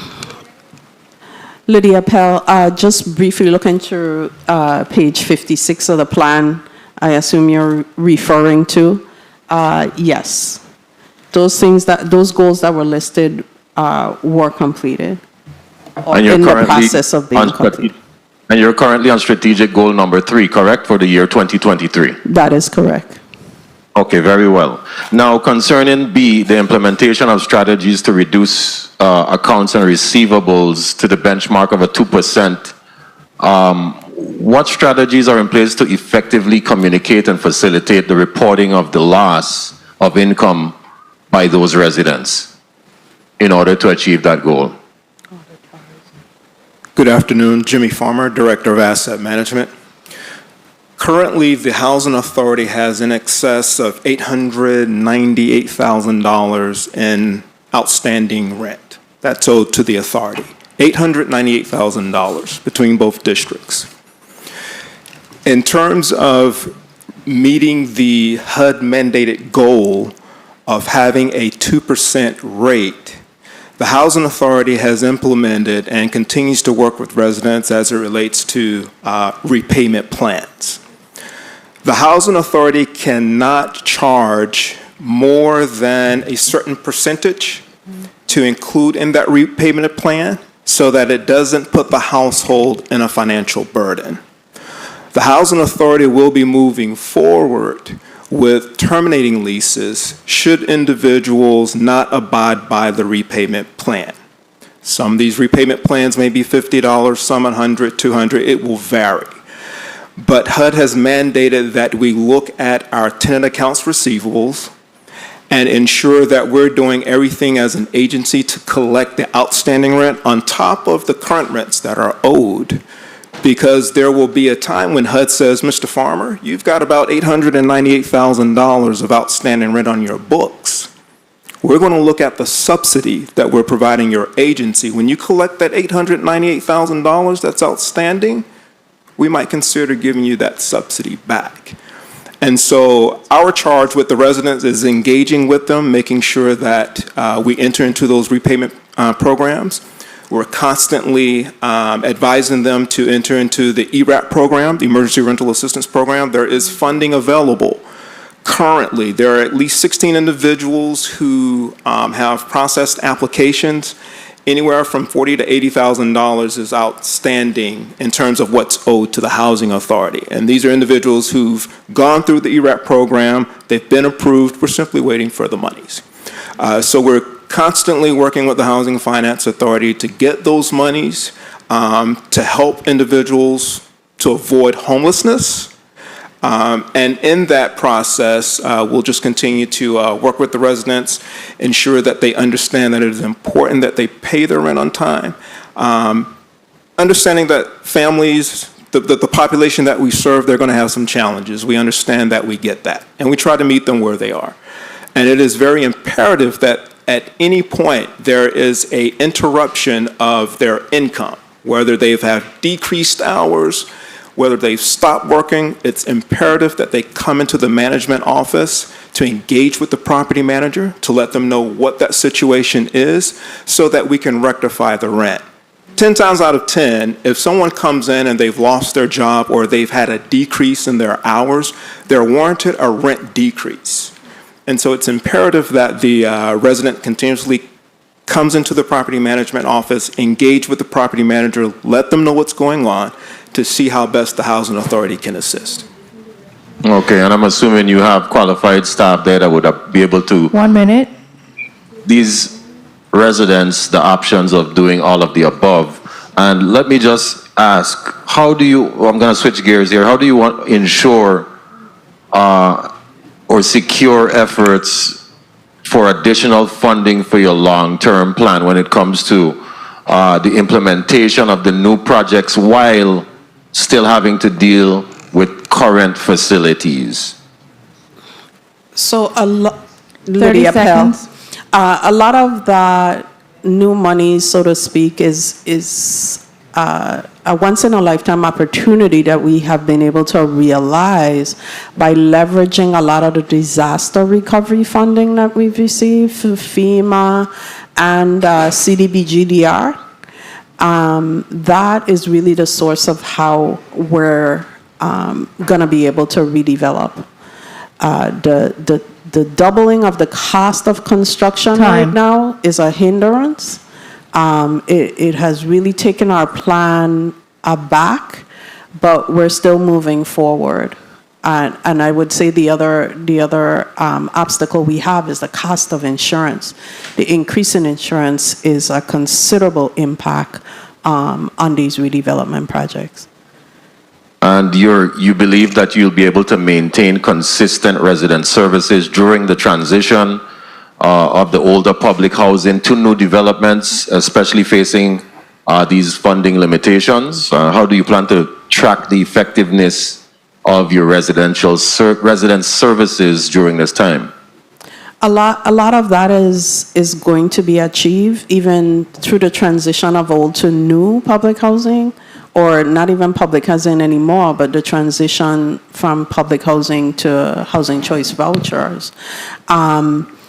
The team at Resident Wellness, they're even looking for funding from all kinds of sources. They have been able to secure funding for various programs, even in the older communities. Mr. Chairman, I just have one quick wrap-up question, please. Please conclude. Thank you so much, Mr. Chair. If you could explain what were the deficiencies in the PHAS and SEMAP assessments that required improvement plans, and what specific actions are being taken to address those deficiencies? So there are 14 areas in the CMAP. I could give that information. Again, the chair has asked for a copy of the corrective action plan for both of those programs. But just we were discussing rent collection. Because we have such a high rent collection, that is part of our score drop. So we do need to collect the rent. Okay, I came in a little late, so I did not hear the chair request that. I apologize for that. And thank you for the time, Mr. Chair. Thank you, Senator Polquez. Let me ask Mr. Farmer in respect to the repayment agreement. I want to go back there because I think that's critical and important. You say you have 838,000 in outstanding balance in TARS, and you spoke to repayment agreement. I believe it is necessary, and I agree, that every tenant who owes rent should basically be in the process of going through a repayment agreement in terms of the managers collecting the rent, because it is critical. It is very important that it is clear that the rent in housing authority is based on 30% of your income minus your utilities. It's critical that people understand that, and I really get upset when I see folks going to court in housing when the rent is $50, $100, $150, $200, and it's so hard out there for many who's trying to get in, can't get in. Coming to our offices, all of the senators struggling. It's hard. So it's important that, the managers stay on top of the tenants in terms of reminding them the importance of paying the rent, paying it on time, because we don't want to throw people on the streets. And there's no need for that because it's 30% minus utility allowance. So there's not a hardship, in my opinion. That's just my opinion. Okay, so I think it's important to remind your residents at the committee we certify the importance of paying the rents on time. Okay, and making sure if they are behind for whatever reason, get them into a repayment agreement ASAP. That way we don't see any of our folks losing apartments. I just wanted to put it on the record. Senator Fred Gregory, you recognize for your 6 minutes. Thank you, Mr. Chair, and good afternoon to the VA Housing Authority family. Mrs. Pell,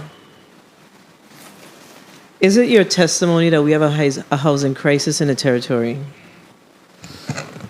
Senator, yes, we do. We do. And I have to concur with you that we have a housing crisis. And I just returned from a Council of State Government meeting, and we need to just make it clear that the housing crisis is not unique to the Virgin Islands. Mm-hmm.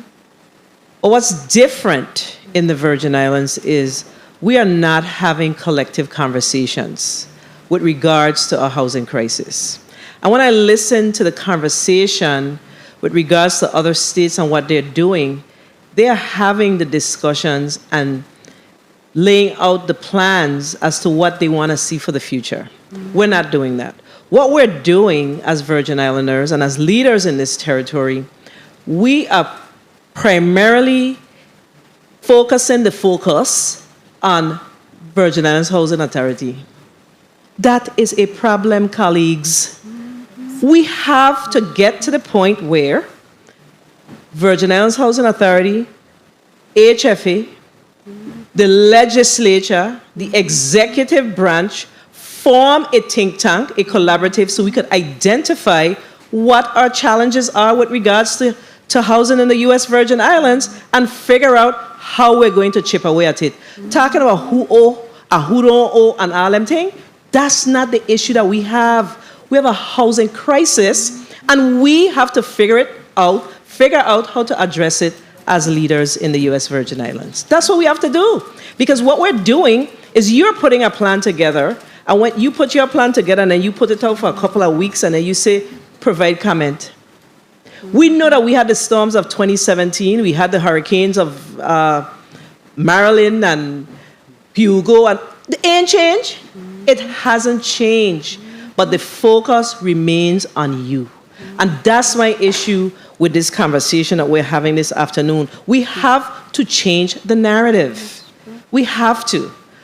And, I'm not one that believe in having these collective discussions and then everybody go their separate ways. But at some point, we have to come together in a room and figure out how we're going to utilize our spaces to address the crisis that we have in the territory. Some of our units, I was just sitting here next to my colleague, I ain't sure he's from Bovoni or Savannah, I ain't sure yet.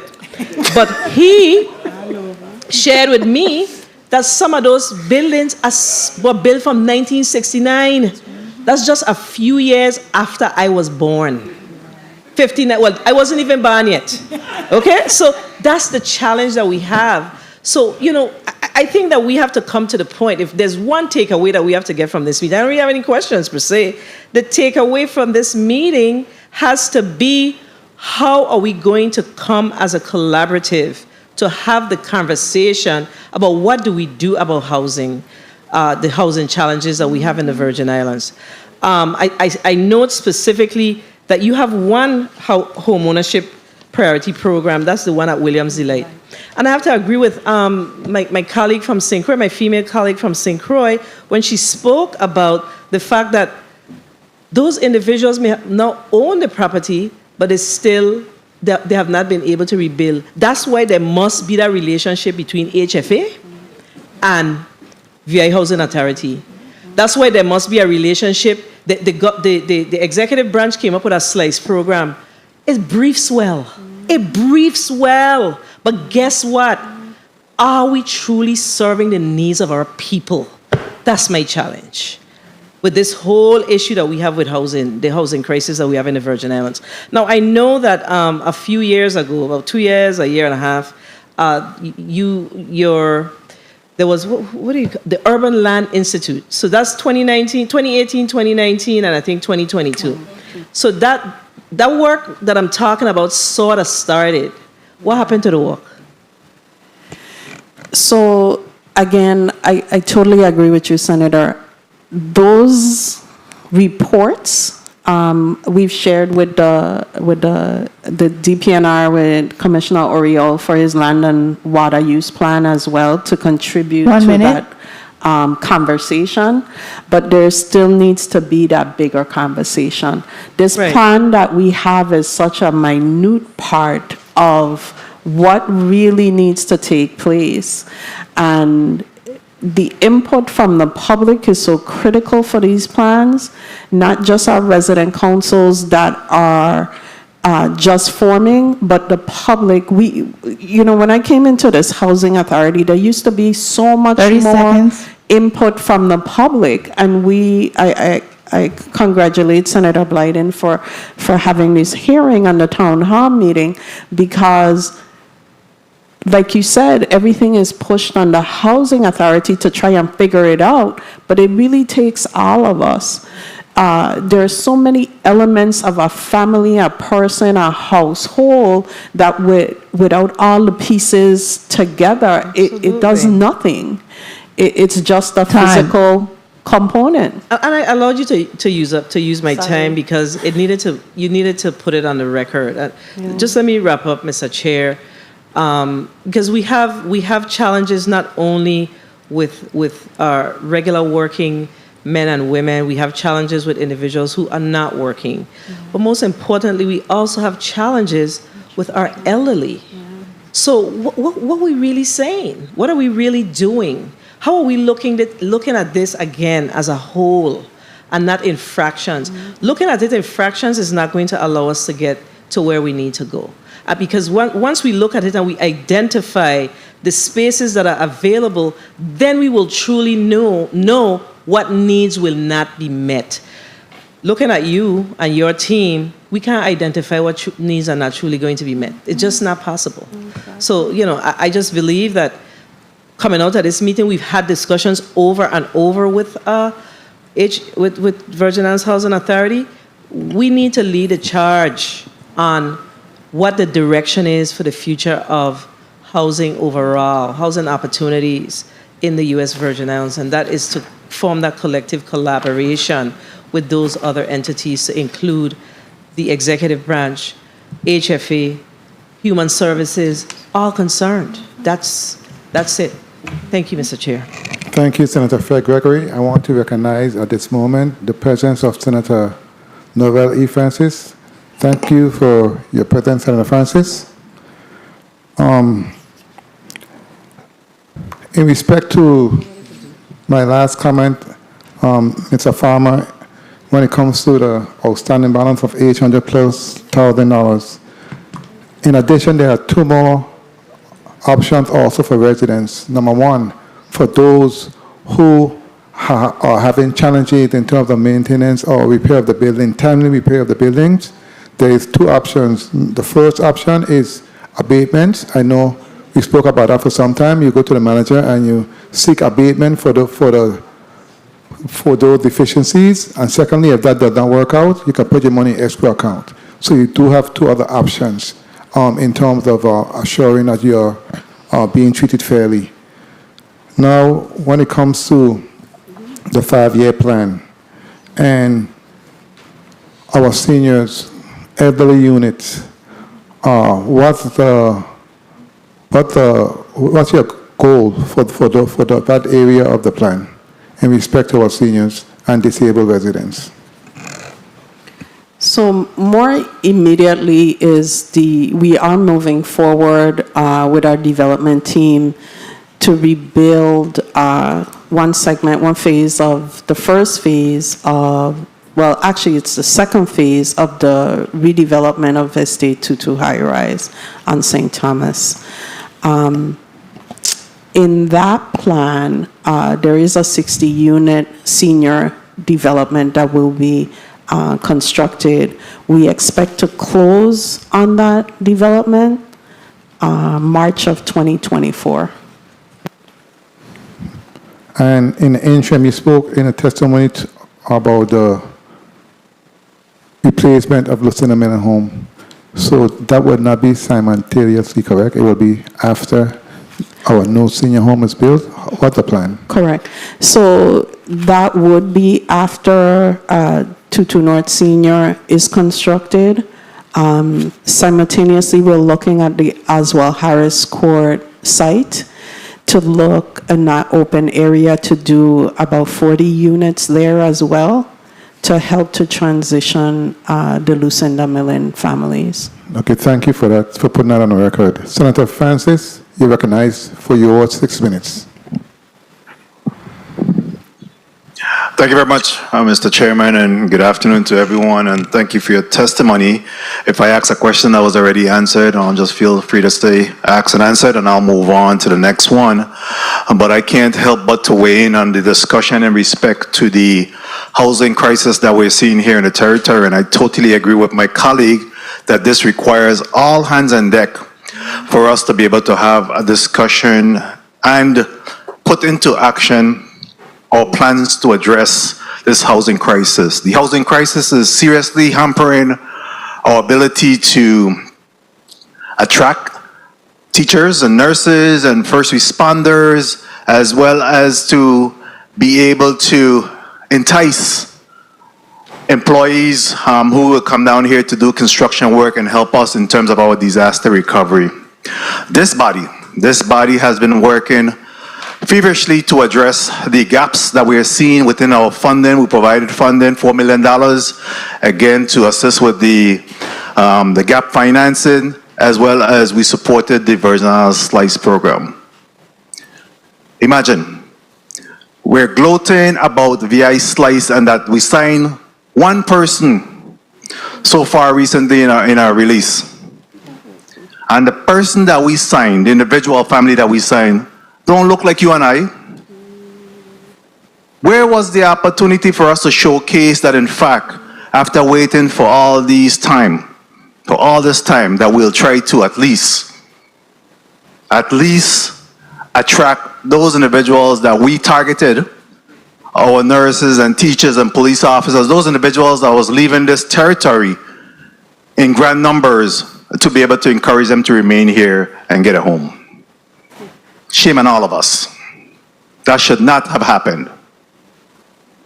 Anyway, today we're here to move forward and to really address what we're seeing here. I wanted to ask you, Madam COO, in respect to tax credit and developers' opportunity, can you speak to what's being done in that area again to be able to not just go with the usual suspects in terms of the housing developers, but any new and innovative discussion being had with our developers for housing in this territory? Senator, we did lose one developer on St. Croix from the pool of 3 that we had. So there is going to be a new developer RFP that'll be coming out next quarter. So there is an opportunity to have a new developer as part of our team. Additionally, we recently received correspondence from Michael's Development that they will be liquidating their properties in the territory. So there needs to be a discussion, again, based on the senator's comments as to how we really look at these opportunities and be more creative on how we're going to handle the need for housing and move forward. Right now, we are continuing with our redevelopment plan, but we're looking for options in order to increase, because remember, one, as part of the testimony, even though we do the redevelopment, we're not adding any new units. Yeah, that is a situation. And I know that my colleague just spoke about the seniors, senior home. Is there any real discussion being had, any tangible immediate earmark that we're seeing in respect to a senior's home being constructed here in the territory?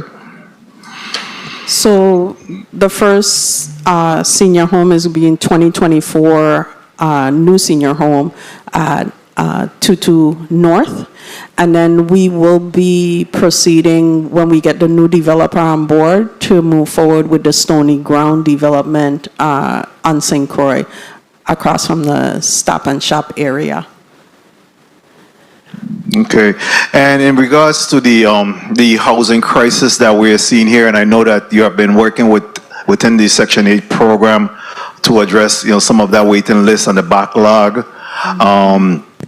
I know that there was also a discussion sometime back where there was an opportunity, along with the, I think it might have been the CDBG funding, to be able to assist renters with development of, build out of facilities in the neighborhood of about $50,000, and be able to build out their home as an agreement that they will actually allow them to be in the rental inventory. Have we made any inroads or any improvement on that? That program is with the Housing Finance Authority. You are correct, and it's $50,000 to make improvements on your home to house a family on our HCV waiting list. Very little progress has been made on that. We are continuing to talk to the Housing Finance Authority to expand and move that program with greater capacity. And again, we launched off the $1,000 incentive for landlords. That's one that is going to expire or scheduled to expire December 2023. So we do want landlords to be able, as we're seeing some of the units coming back online that were previously Airbnb units, that $1,000 incentive is a good incentive, and we should hope that landlords would take advantage of it.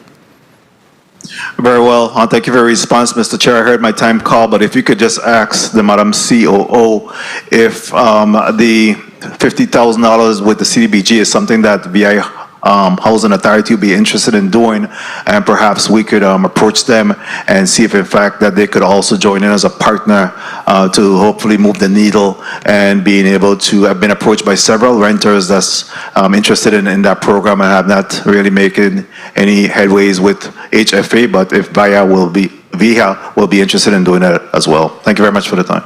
Thank you, Senator Francis. You want to respond to that? CEO Opel? Senator, great idea. As long as we can get the capacity for our employees to assist with the movement of that program, we will be more than happy to, and I would need to get that confirmation from Mr. Graham. Okay, very well. I want to recognize the presence of Senator Samuel Carrion. Welcome, Senator. Thanks for being here. CEO Pell, I know that in terms of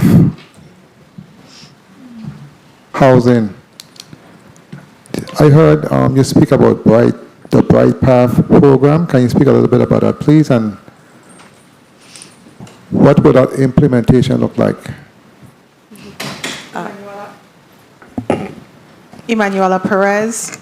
The Bright Path program is the model that we use to engage residents through wellness assessments, community needs assessments, and being able to strategically be able to support them by connecting them to the correct resources in the community to support their needs through our 8 dimensions of wellness. 8 dimensions of wellness. Go to them for me, please. Do you know them off the Here we top of your go. head? I think so. Go ahead. We've got academic wellness, vocational wellness, spiritual wellness, financial wellness, environmental wellness, occupational wellness, and how am I falling short? That's fine. You did There's good two. enough. You There's did two. good enough. And who is responsible for carrying out those responsibilities? The entire team. So we utilize our resident wellness coordinators to provide the wellness assessments. We're utilizing our Section 3 employees to be able to conduct the needs assessments. Our marketing individual is making sure that all of the information and requests that we're identifying through these assessments are available and communicated clearly with the residents.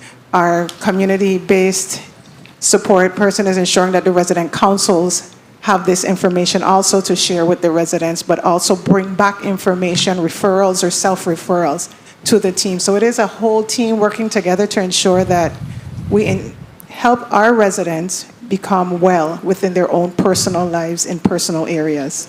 Okay, thank you for that. Senator Carrion, you recognize for your 6 minutes.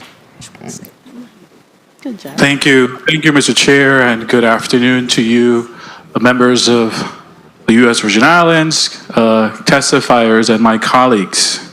I want to thank you, Mr. Chair, for having this hearing this afternoon. And I also want to thank the team for their presentation today. I, like many of my colleagues, am also deeply concerned about the status of our public housing units in the territory. And I think this is the reason why the annual plan is so important, because it really lays out the map on the way, the path forward, and our needs in the territory. I want to echo also sentiments of my colleagues before me. And I was having this conversation also with my good colleague over from the District of St. Thomas. We also were able to participate in the Council of State Government conference, where this was one of the topics that were presented. And housing crisis is not unique to the Virgin Islands. It's nationally, but it's also universal. It's an issue that various countries and government officials have been discussing, and it really has to be tackled, like how my colleague mentioned, all hands on deck. There has to be a commitment to make the changes necessary to ensure that we have affordable housing for everyone. So I think it's important, because when we have a broken housing spectrum, then we are going to end up with issues within our community as homelessness and some other societal problems. So I think it's important that we really understand the urgency in this matter, and that we move forward in resolving it. And it's not, won't be resolved just by one agency, one person. We really have to do a collective effort in order to really make an impactful change in the territory. So I want to thank you for your presentation today. And I do have some questions. I know you mentioned a few things, and I was out because I just landed this afternoon back here in the territory. But TO, Ms. Pell, what would you say is your biggest challenge territorially currently in housing?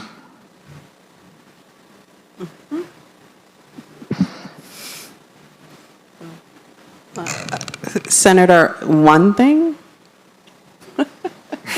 Yeah, your main one. I know you have maybe a tons, but a few of them. But what would you say is the main issue?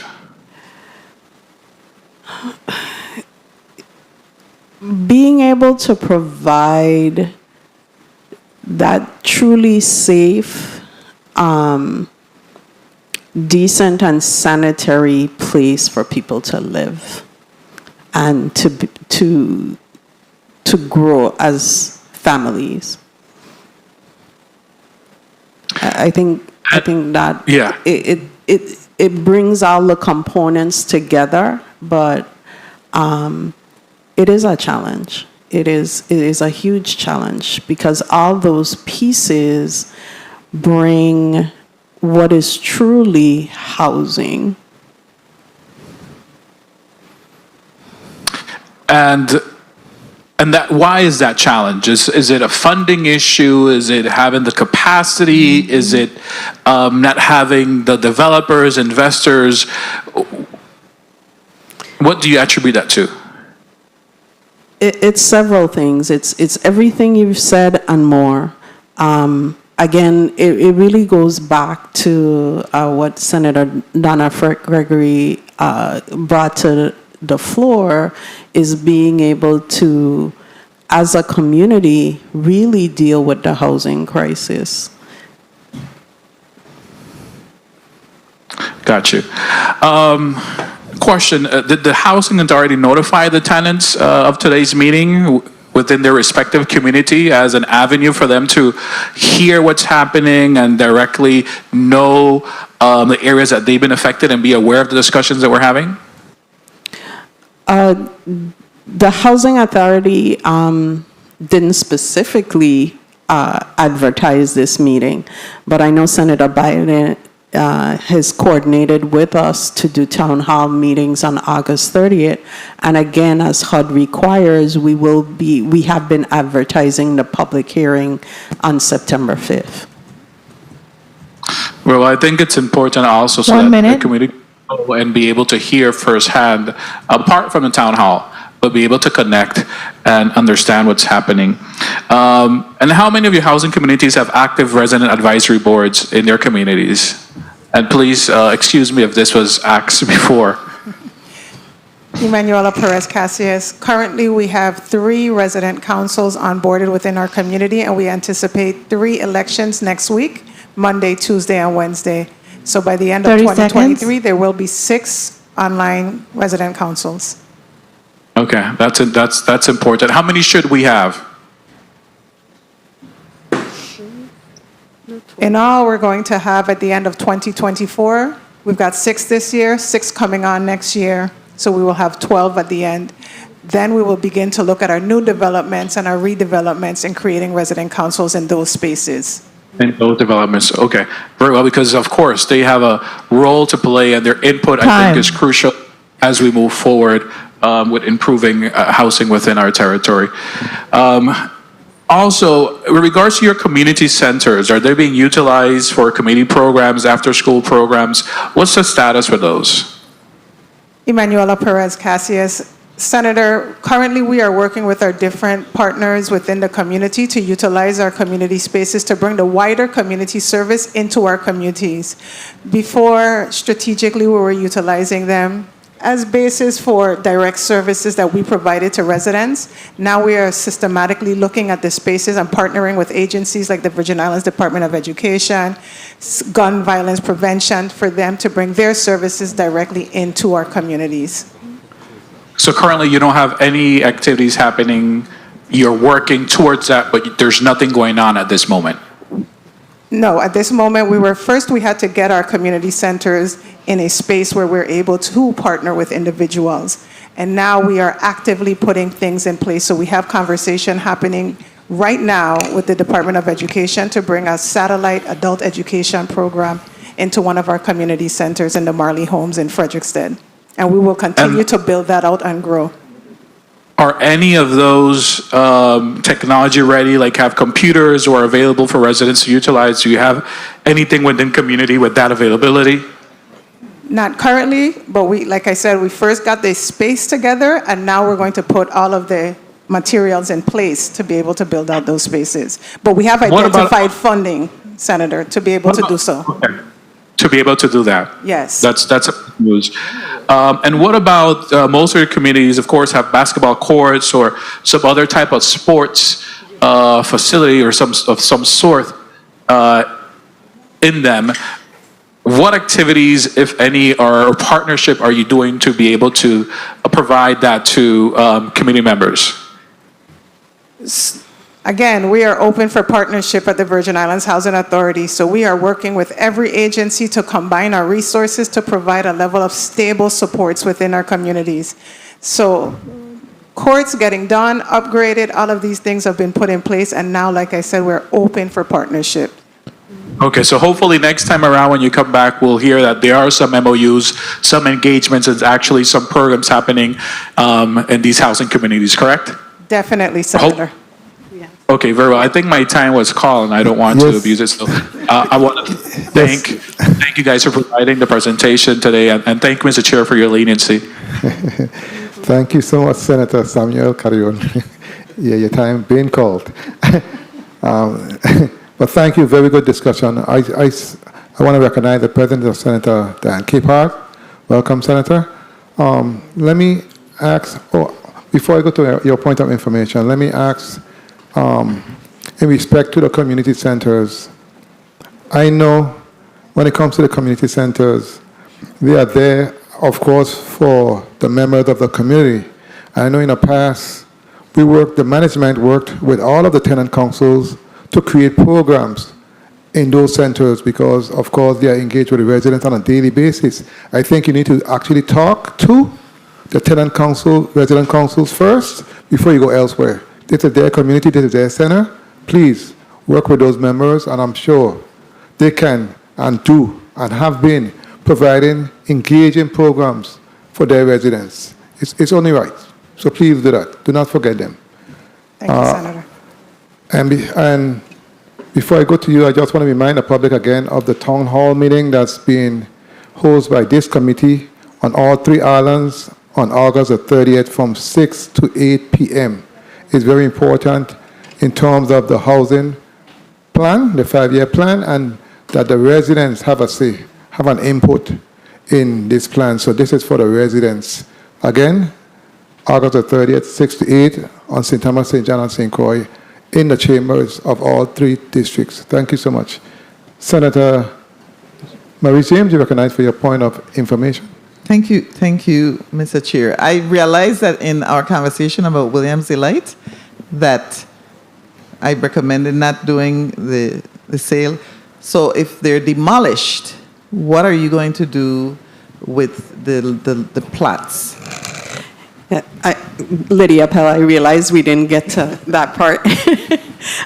Yes, so to maintain the affordability of being able to be a homeowner, what we have decided is that when we demolish those homes, we're going to sell the lots. Okay. We're going to re-subdivide and sell lots. And I said that because it triggered when my colleague spoke about, coming from the summit that she attended and how other states are doing different things. I remembered that in Boston, and so I just wanted to offer this to you, the Housing Authority and Housing Finance Authority. I wrote it down. They actually offered vacant lots to developers for free if they use them for affordable housing. And so and then what they did was, I mean, this of course, you'd have to go begging, I guess, for the ARPA funding, but they then used this 60 million in ARPA funding to then open the lots for affordable housing, and the 60 million was a grant program again that provides up to 50,000. And then what they also did was the Boston Housing Authority launched the First Home Program, which provides eligible residents with down payment assistance of 75,000. And I'm just wondering sometimes, lawyers don't believe in reinventing the wheel. If you look at other states, like my female colleague from St. Thomas was saying, right, that you just look at the states and see what they're doing, and then just use it. If you follow Michelle Wu, the mayor of the city of Boston, you will see how effective these programs have been. And if you said to a developer, here's a vacant lot, you build for free, and then you sell, they make the money, You get the property taxes, they get the sale proceeds, and it works out for everyone. So I'm just putting that out there in the universe of the Virgin Islands, that we really need to be creative and, as she said, collaborative. And agencies working together. We really, really need to do this. It's not going to solve the whole issue that we have, but at least we'll put a little dent, in the home ownership, and we'll provide people. Also, to my colleague on St. Croix about the VI slice, yes, you're correct. It's not working. We need to call them in and talk about the VI slice, Mr. Chairman. Thank you. Thank you, Senator Maurice James. Point of information, Senator Fred Gregory. Thank you, Mr. Chair. And just to piggyback on my colleague from St. Croix, female colleague, we recently heard the wide discussion around the derelict buildings here in the Virgin Islands, and what the approach is as it relates to the way forward. Again, this has to be a collective discussion. It's all of it is related. It's all part of how do we move forward with the housing crisis in the territory. We continue to do things in silos and in these fragments, and then you leave a whole group of people out, and that's just not going to work for us. So I just want to make sure we put this information, these concerns, on the record, because all of us have an obligation to figure out how we're going to move forward with this. Thank you. Thank you, Senator Fred Gregory, and I do concur. Senator Dan Capehart, you recognize for your 6 minutes. Thank you, Mr. Chair, and I would say good afternoon to my colleagues, good afternoon to the people of the Virgin Islands, good afternoon to Ms. Pell and your team. I just came over from St. Thomas attending meetings, and I didn't even get to hear the testimony, but when I heard that housing was here, I could not stay in my office, because one thing that really touches me, and it's dear to me, one of my colleagues talked about the opportunity for individuals owning their home, and specifically the Williams Delight area. And I would like to hear about some timelines. If possible, if you can let us know. You're saying that individuals would be able to, the homes would be demolished. What would be the timeline after being demolished and individuals would have the opportunity to purchase a lot? Ms. Pell? So, Lydia Pell, yesterday's board meeting, our board was able to approve for the demolition application for 100 units at Williams Delight to be submitted to HUD. That process takes about 45 to 60 days. Once we receive that approval, we already engaged an architectural engineering firm that had already started on the drawings for the demolition of the 100 units. Time frame to have that complete is probably within the next year and a half. To be able to sell those lots, because there has to be a new subdivision map that has to be submitted and approved through the Department of Planning and Natural Resources, even after the demolition has occurred, for us to be able to sell those lots. The lots have to be appraised and a value has to be established for the sale of those lots. We have several individuals that have already purchased and actually already have a list of individuals who are just waiting for lots. So the time frame is between 1.5 to 2 years. Okay. So my question, as you just said that, where there's going to be a whole new infrastructure. Mm-hmm. And Williams Delight has experienced a lot of issue with stormwater. Is that going to be addressed as far as, with times change?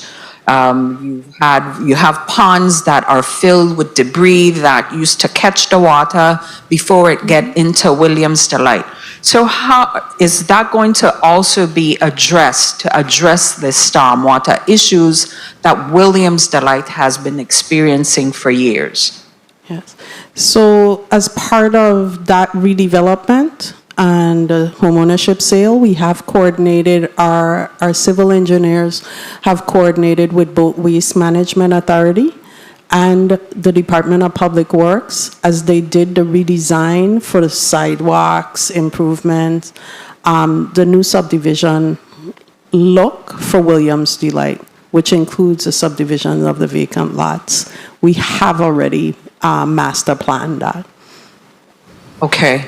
So I don't know how many housing facilities you oversee, but I'm sure that this is one of the issues that I understand that happens in a lot of the housing areas as it pertains to mold. How do you address mold remediation?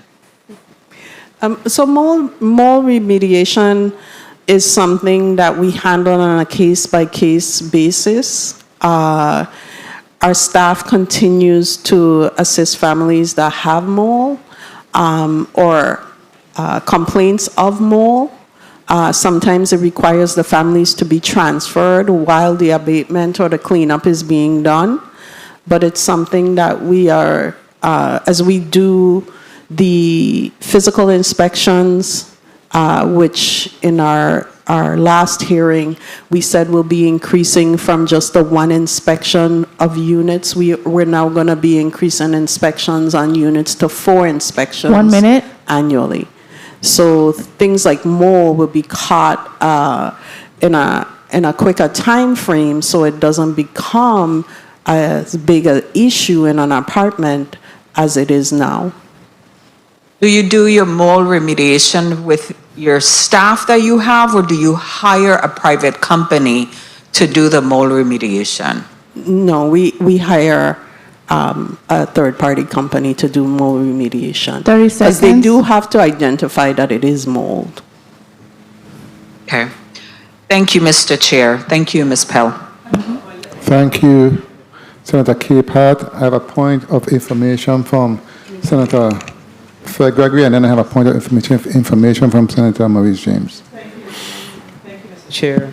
Thank you, Mr. Chair. So just to follow up on my colleague from St. Croix, the previous speaker's question about the selling of the lots. So are there provisions to build within a certain time period on these lots that will become available? Senator, that is a good question. If you can add the comment to the PHA plan that we have in front of us. We have to, that's like a lesson that learned. would be awesome. You have to have provisions. We need to put a provision in place. Yes, because, I could buy a lot. Somebody could buy a lot. I could save the lot for my great-granddaughter. That's not the intent of of moving forward with selling the lots. The purpose of selling the lots is to provide home ownership. And then that brings me to this other concern then. So if that's not in consideration, then what is the relationship? What are we saying about if you are able to purchase a lot, then are we looking at the affordability of, or the ability is the word, not affordability, of the ability of that individual to in fact afford to then build a home, to go to the bank? Are they qualifying on the other level to go to the bank to build a home? Because again, it goes back to that collaborate. All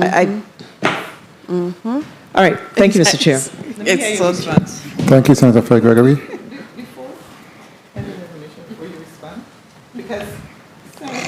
Senator James, Maurice James, Mike, please. We were thinking exactly alike. I was going to say to you, are you going to put restrictions? Because, remember I just spoke about Castleburg? Yes. Those lots were sold in 1998 by Governor Roy Lester Snyder, may he rest in peace. and they are still vacant. So exactly what the senator said was what I was going to say to you. You need to put restrictions, and again, it goes to, can they afford to build?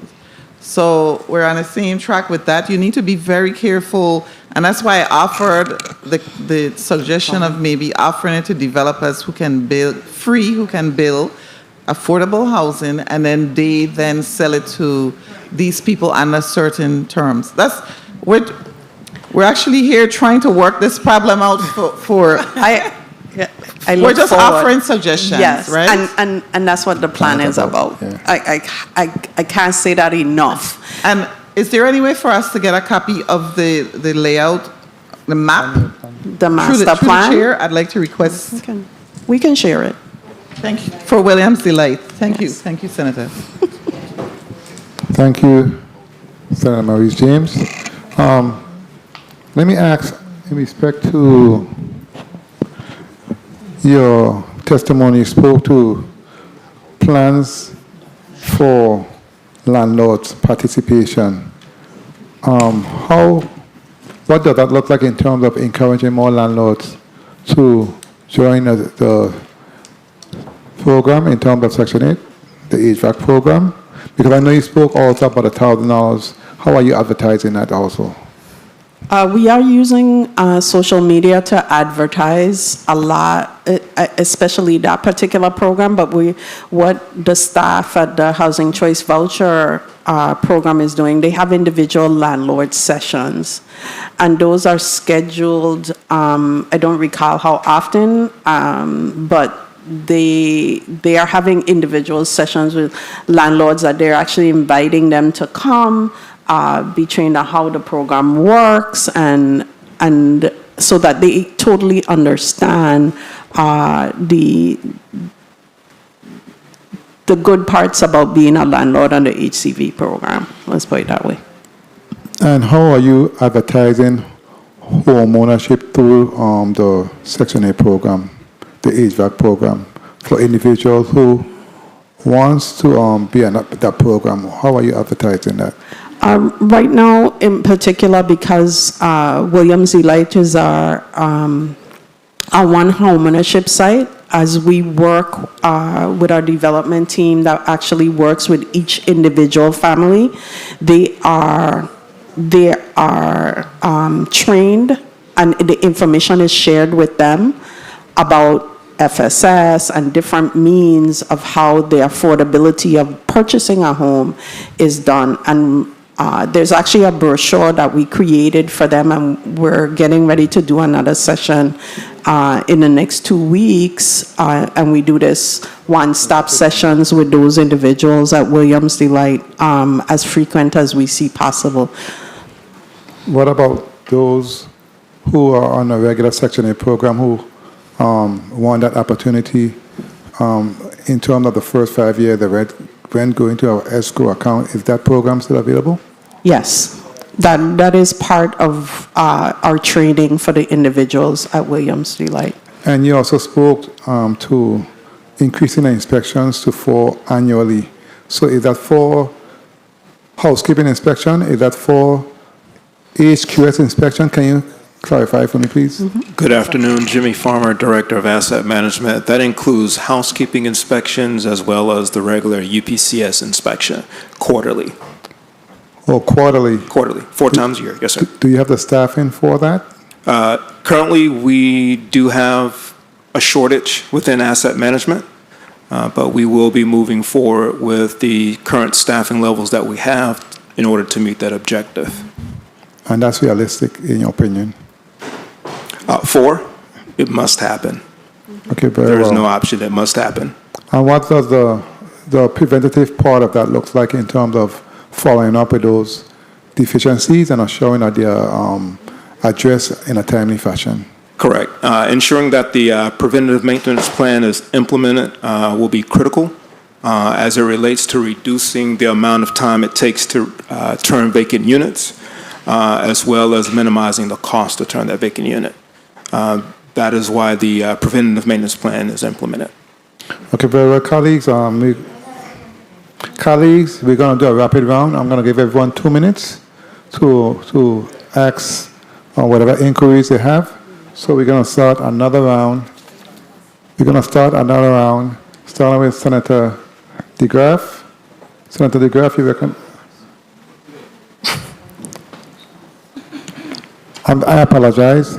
Senator Joseph, you're recognized for your point of information.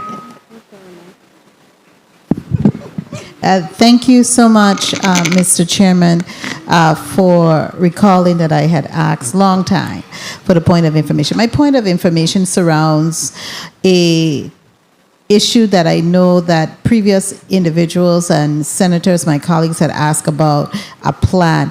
Does the Housing Authority provide input on the consolidated plan for the territory?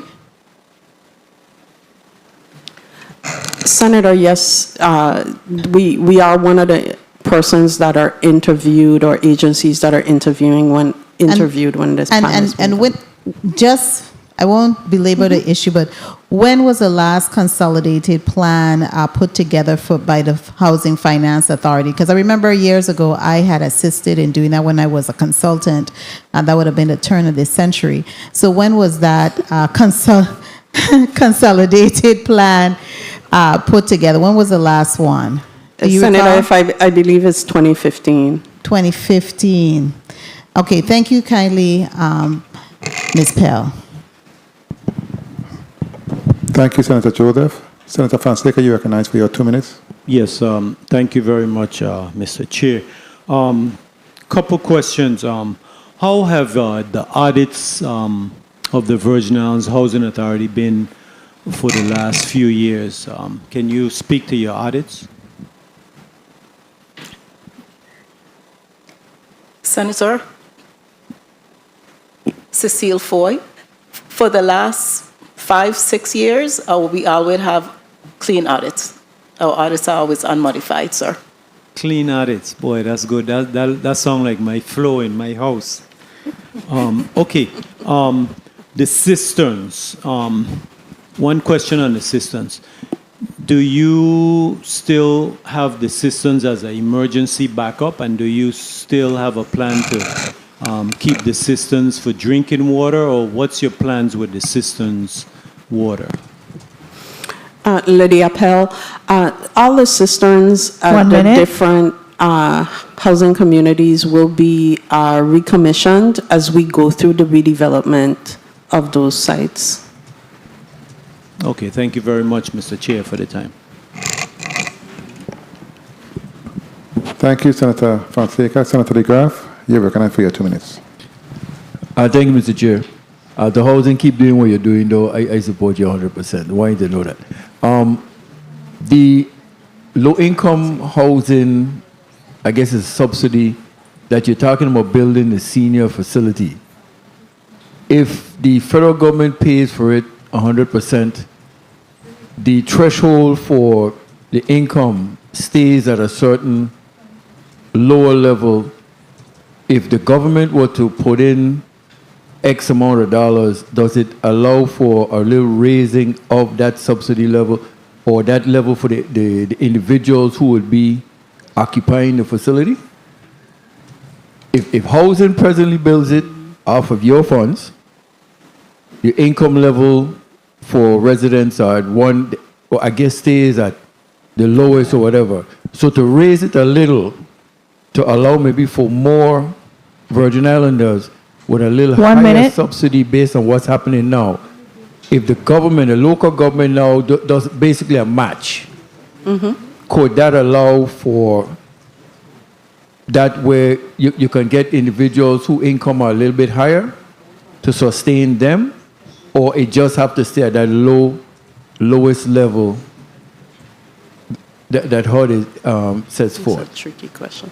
No, I guess even if we gotta be offline, then we could follow up on it. But I was just looking at in 30 terms seconds. of how the income levels are being either pushed up or you leave. Right. If it's a collaboration between the local government and federal government, then that automatically would take that level up and is subsidized by the local government.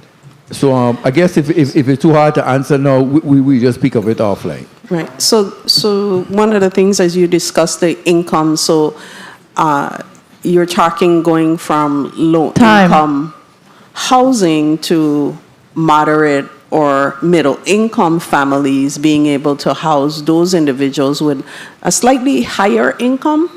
That's what you're referring to, and if it would be like that, but again, I don't want to, I guess, take it up to that higher level. But the issue that HUD that you read in the testimony is saying where the levels have to come up, where we're going to charge you more rent because of your over income versus that. So that over income that we are seeing, I don't think it would put you in the middle class and that higher, but would that help that area there? That's what we're trying to figure out. it should, so we can have a further discussion on how that can help. Okay. So any monies you can give to that. I have something brewing, so I'll come to you and Okay. talk about it. Thank you very much. Thank you, Mr. Thank Chair. you, Senator. Thank you, Senator Fonseca. Senator DeGraff, thank you so much for your line of questioning. Senator Maurice James, you're recognized for your 2 minutes. Thank you, Mr. Chairman. I'm going after the real Savanero, I heard. Okay, my question is quick. The home ownership, the vouchers for home ownership, those vouchers can be used for a long time? I mean, is there a time limit? How does that work? That's my first question. I have another quick question too.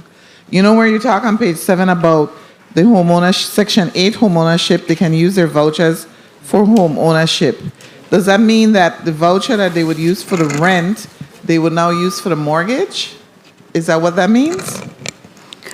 Senator, I'm not well versed on that, but yeah, we can provide a response for you on that. Yeah, Miss Anthony was here; she would be able to be Okay. a better response on that. Yeah, but I'd like that because that entire paragraph, I'd like clarification because you talk about combining that with the VI slice. Correct. So if she can reach out to me or 1 minute. Chair, Correct. I'd appreciate that. Okay. There is language in the plan that was drafted in that segment. Okay. And we can we'll send you our clarification.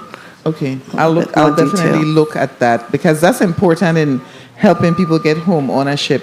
And then, earlier you spoke about security deposit. And I think sometimes people don't realize if 30 seconds. They keep the premises or the property in good condition, they get back their security deposit. Correct. Correct? So it's just a matter of making sure that they keep the property in good condition. Correct. And all you look at is ordinary wear and tear, and they get the money back. That is correct. Yeah, I want to get that across. And then I want to say to the people in St. Croix who grew up in Ralph D. Chabot Project, it's no longer there. That's another subject. But this weekend we're having a meet and greet tomorrow, and then a fun day on Saturday at the basketball court that still exists, and the basketball court that's responsible for my getting my basketball scholarship to GW. So I'm going to be there and make sure that all of the people who went through Ralph D. Chabot housing communities, what you call them now, come out and spend a day with us down at Chabot. Thank you, Mr. Chair. Thank you so much, Senator Maurice James. Senator Angel Bocas, you recognized for your 2 minutes. Thank you, Mr. Chair. My critical burning question today is how does the Housing Authority plan to deal with the insurance premium increases that they're going to be experiencing for the next fiscal year, and how that's going to impact the sustainability of their operations, and if they're going to plan to seek funding, do they have a figure associated with that? Senator Cecile Tongfoy.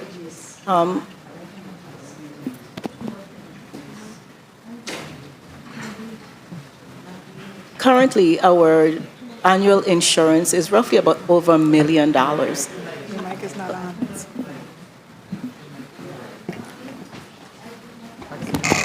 Please recognize the mic of Ms. Foy.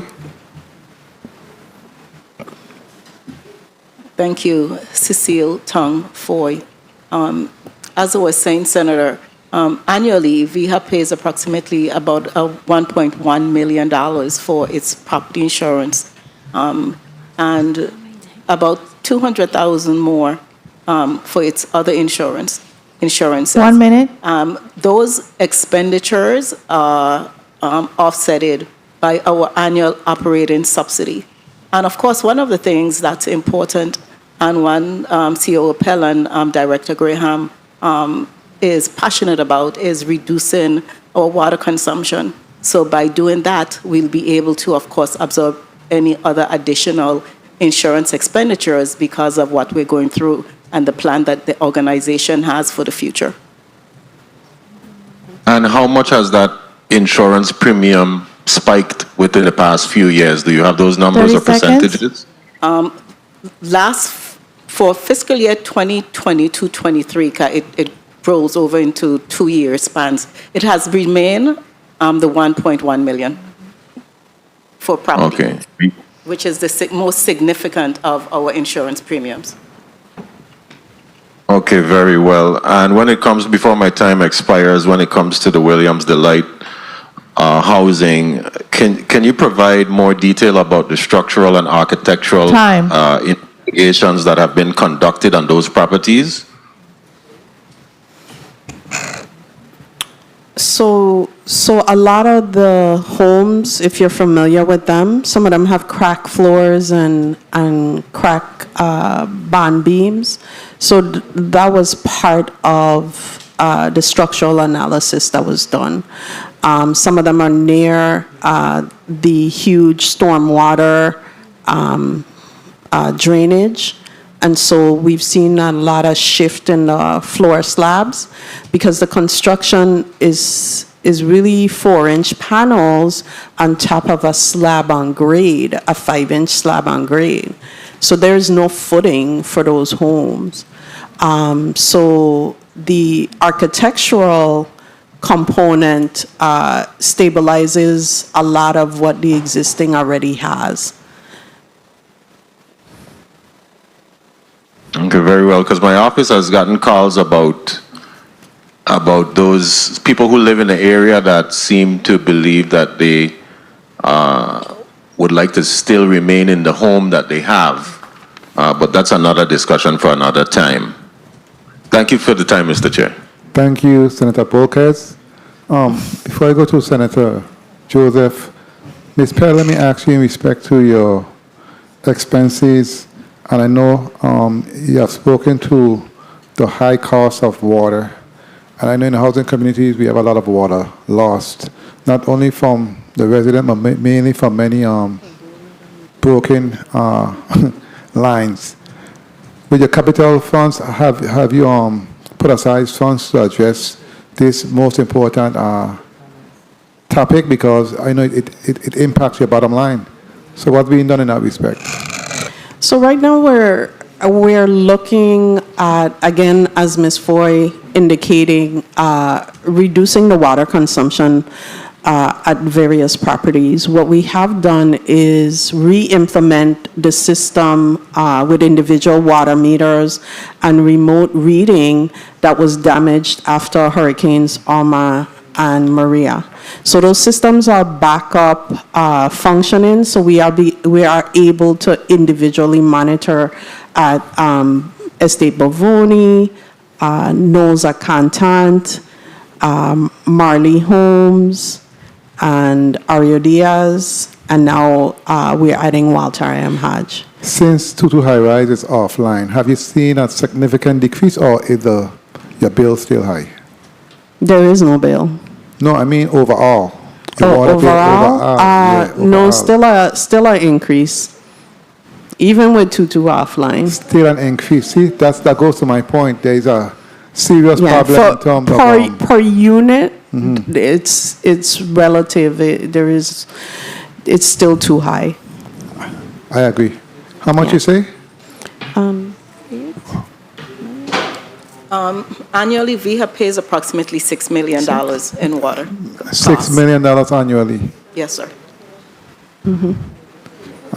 That's a problem, yeah. Yes. Really have to do a real analysis and exactly find out exactly where the problem lies. Because I remember when you did the initiative back in Tutu High Rise, when we actually changed all those lines and we actually found what the problem was. So how can you do that overall in terms of that $6 million price tag? That's hefty. You need to make some type of investment to really address that.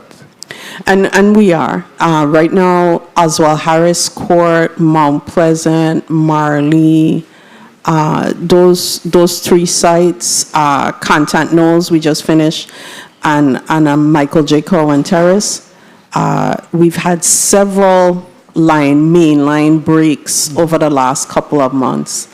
So we are going back and doing the analysis, like we did at Aria Diaz and Tutu High Rise. Aria Diaz is a prime example. We replaced, I think we spent like $1.2 million. That bill right now monthly is under $10,000. You see, So it's worth the investment, basically. it is.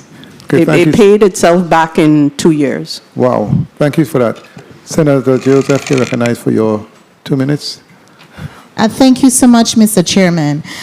First of all, I want to commend the CFO of the Housing Authority. I noted on page 3 that you have had an exceptional balance sheet, has resulted in not 1 or 2 or 3, but whole 5 years of clear audits, no findings, positive cash flow, adequate reserves, and all vendors paid within 30 days. I wish our central government was doing that.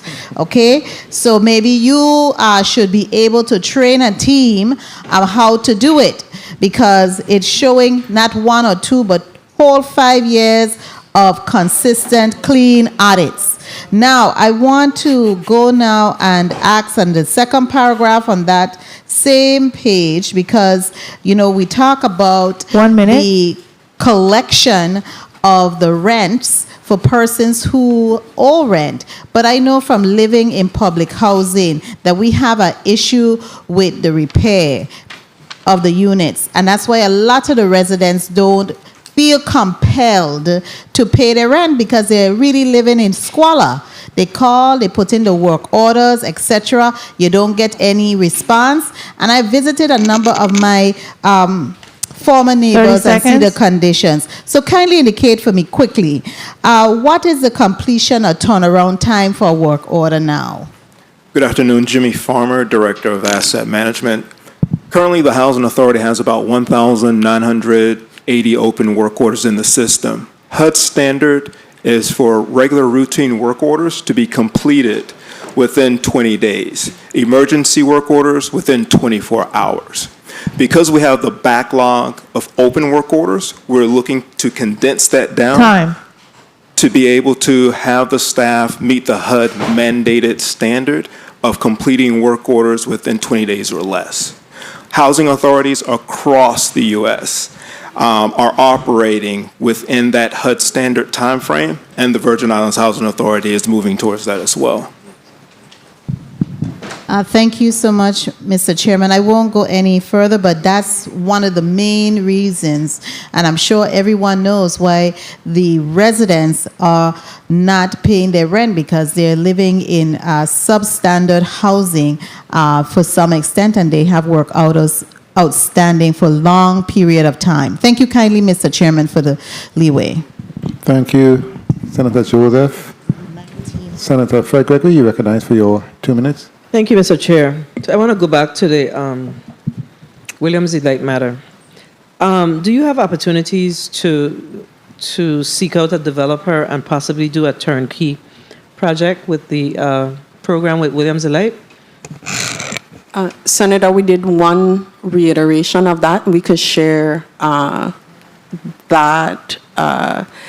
with you. But again, when we get the new developer, that's something we could look into. Yeah, I really think that that's the direction we should go in. Mhm. Now, are there any, I know that you have 4 priorities, and some part of your testimony made reference to Williams Delight being the 4 priorities. Correct. We don't have any homeownership opportunities in the St. Thomas St. John district? No, but we did reference in the testimony that Oswald Harris Court Resident Council has requested to have that opportunity. And we Okay. just need some funding from your committee. Okay, and then, and then. 1 minute. And then Lucinda Millen Home.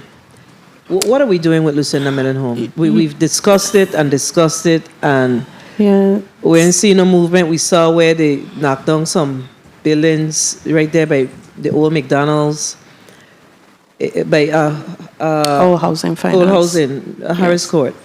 What's happening there? What's going on? So Tutu Senior that's coming online, that's starting construction 2024, completion 2026. We're gonna be starting some of the transition for Lucinda Millen families, but at the end of the day, that site is going to be demolished and some reconstruction on that site. What do you mean by some reconstruction? What the plan is? There's some plan to do a commercial with residential, bottom floor commercial with residential. Mixed use? Mixed use. That, all of that came from part of the Urban Land Institute recommendations. Okay. Well, thank you, Mr. Chair. Thank you for the opportunity to have this discussion today. I believe that this discussion does not need to rest here with our conversation this evening. I really believe that we need to put together some sort of a collaborate so we could continue this conversation, so we could figure out really what and how do we move forward with the housing crisis here in the territory. So thank you for the opportunity. Thank you, Senator Fred Gregory. Senator Carrion, you're recognized for your 2 minutes. Thank you, Madam, Mr. Chair. I read here in your testimony that the last housing demand study was done in 2015. Are you projecting to have anyone soon, and how frequently do you have these housing demand studies? The housing demand study is the responsibility of the Housing Finance Authority. So it typically is every 5 years. So we haven't had one since 2015? That is correct. Okay. I know And- the Housing Finance is in the process of getting one done. Okay. And back then, our housing need was 5,000 units. And it's your estimate that might have been increased by 20% to today, right? That is correct. What is the conversation about new housing, 1 minute. additional to the territory? Because I know we've been talking about replacing the old obsolete buildings that we have, some of them 60 years old, but I'm not hearing conversation about new. So the new housing is not going to, the redevelopment plan for the Housing Authority is not going to bring any new housing, like additional units. It is simply updating and making the buildings more resilient for the housing communities that we have now. And what's the So reason for not having any new additional housing? 30 And, seconds. Are we advocating for it? We are advocating for it. Again, it's money. Right now we have like a once in a lifetime opportunity because we're able to leverage tax credits and other financing. We just recently received two $1.5 million awards from the Federal Home Loan Bank just this week. But that now funds have to be leveraged and are able to be leveraged with disaster and FEMA funding. And without those funding availability, we would not be able to do these redevelopments. I hear you. And just in closing, Mr. Chair, so some of the challenge I also see is if we have to replace and rebuild some of these old housing units, we're going to put the people that are in there now if there's no new housing. being developed. So it becomes a challenge, and you find these individuals unwilling to move and leave. For example, Kennedy. And so we really need to push for having some additional new development as we continue to repair and replace what we have. So I also look forward to continuing having this conversation with you and other stakeholders, because we really need to get a handle of this for future generations and for our issues that we're having currently. So thank you, Mr. Chair. Yes. Thank you, Senator Carrion. I believe that based on the conversations we have been having throughout this term, and especially today, a housing summit is in order, and my co-chair and I will spearhead that, because I think it's very important to do such an initiative at this time, because we are in a crisis when it comes to our housing stock. But I would like to thank the Virgin Islands Housing Authority and all of my colleagues for participating in this hearing this afternoon, because to me, there is no more important issue than affordable housing. This has been a critically important meeting, both for its own sake and because it sets the stage for more robust public discussion on the annual plan in the upcoming town hall on August 30th on all three islands. All three islands. I strongly encourage all Virgin Islanders, especially residents of public housing communities, housing choice voucher recipients, to pay close attention to this hearing and to the town halls on August 30th, and to weigh in and make your voice heard during the comment period. September 5th, I believe, is the last for public comments, and I know that our tenants are very vocal and are always involved. So I know that, this is our community, and we have a collective power to make a tremendous difference in how things are done here in the territory. But we must speak up and demand those things we want and ask for decent, quality housing and a better quality of life for all Virgin Islanders. I know that the chambers in St. Croix will be spearheaded by my co-chair, Senator Maurice James. The conference room in St. Croix, the conference room in St. John, by Senator Angel Bolquet, another committee member, and here in this district by myself. And all of my colleagues will be present to assist. And I want to thank the general public in advance, especially the housing residents, for coming out. CEO Opel, I'm going to give you 1 minute to make a closing statement. To the general public, I'd like to say thank you again for this opportunity for the Housing Authority to present its FY 2024 annual plan and 5-year plan. We look forward to seeing you at the town hall meeting and again at our public hearing on September 5th. Please come out and support what we have put in the plan and provide your input and any additions that you think would help to make housing in the territory a lot better. Thank you. Thanks to our staff. Thank you. Again, I want to thank my colleagues, media, security, the stenographers, and thank everyone that took part in this hearing. The Committee on Housing, Transportation and Telecommunication is hereby recessed.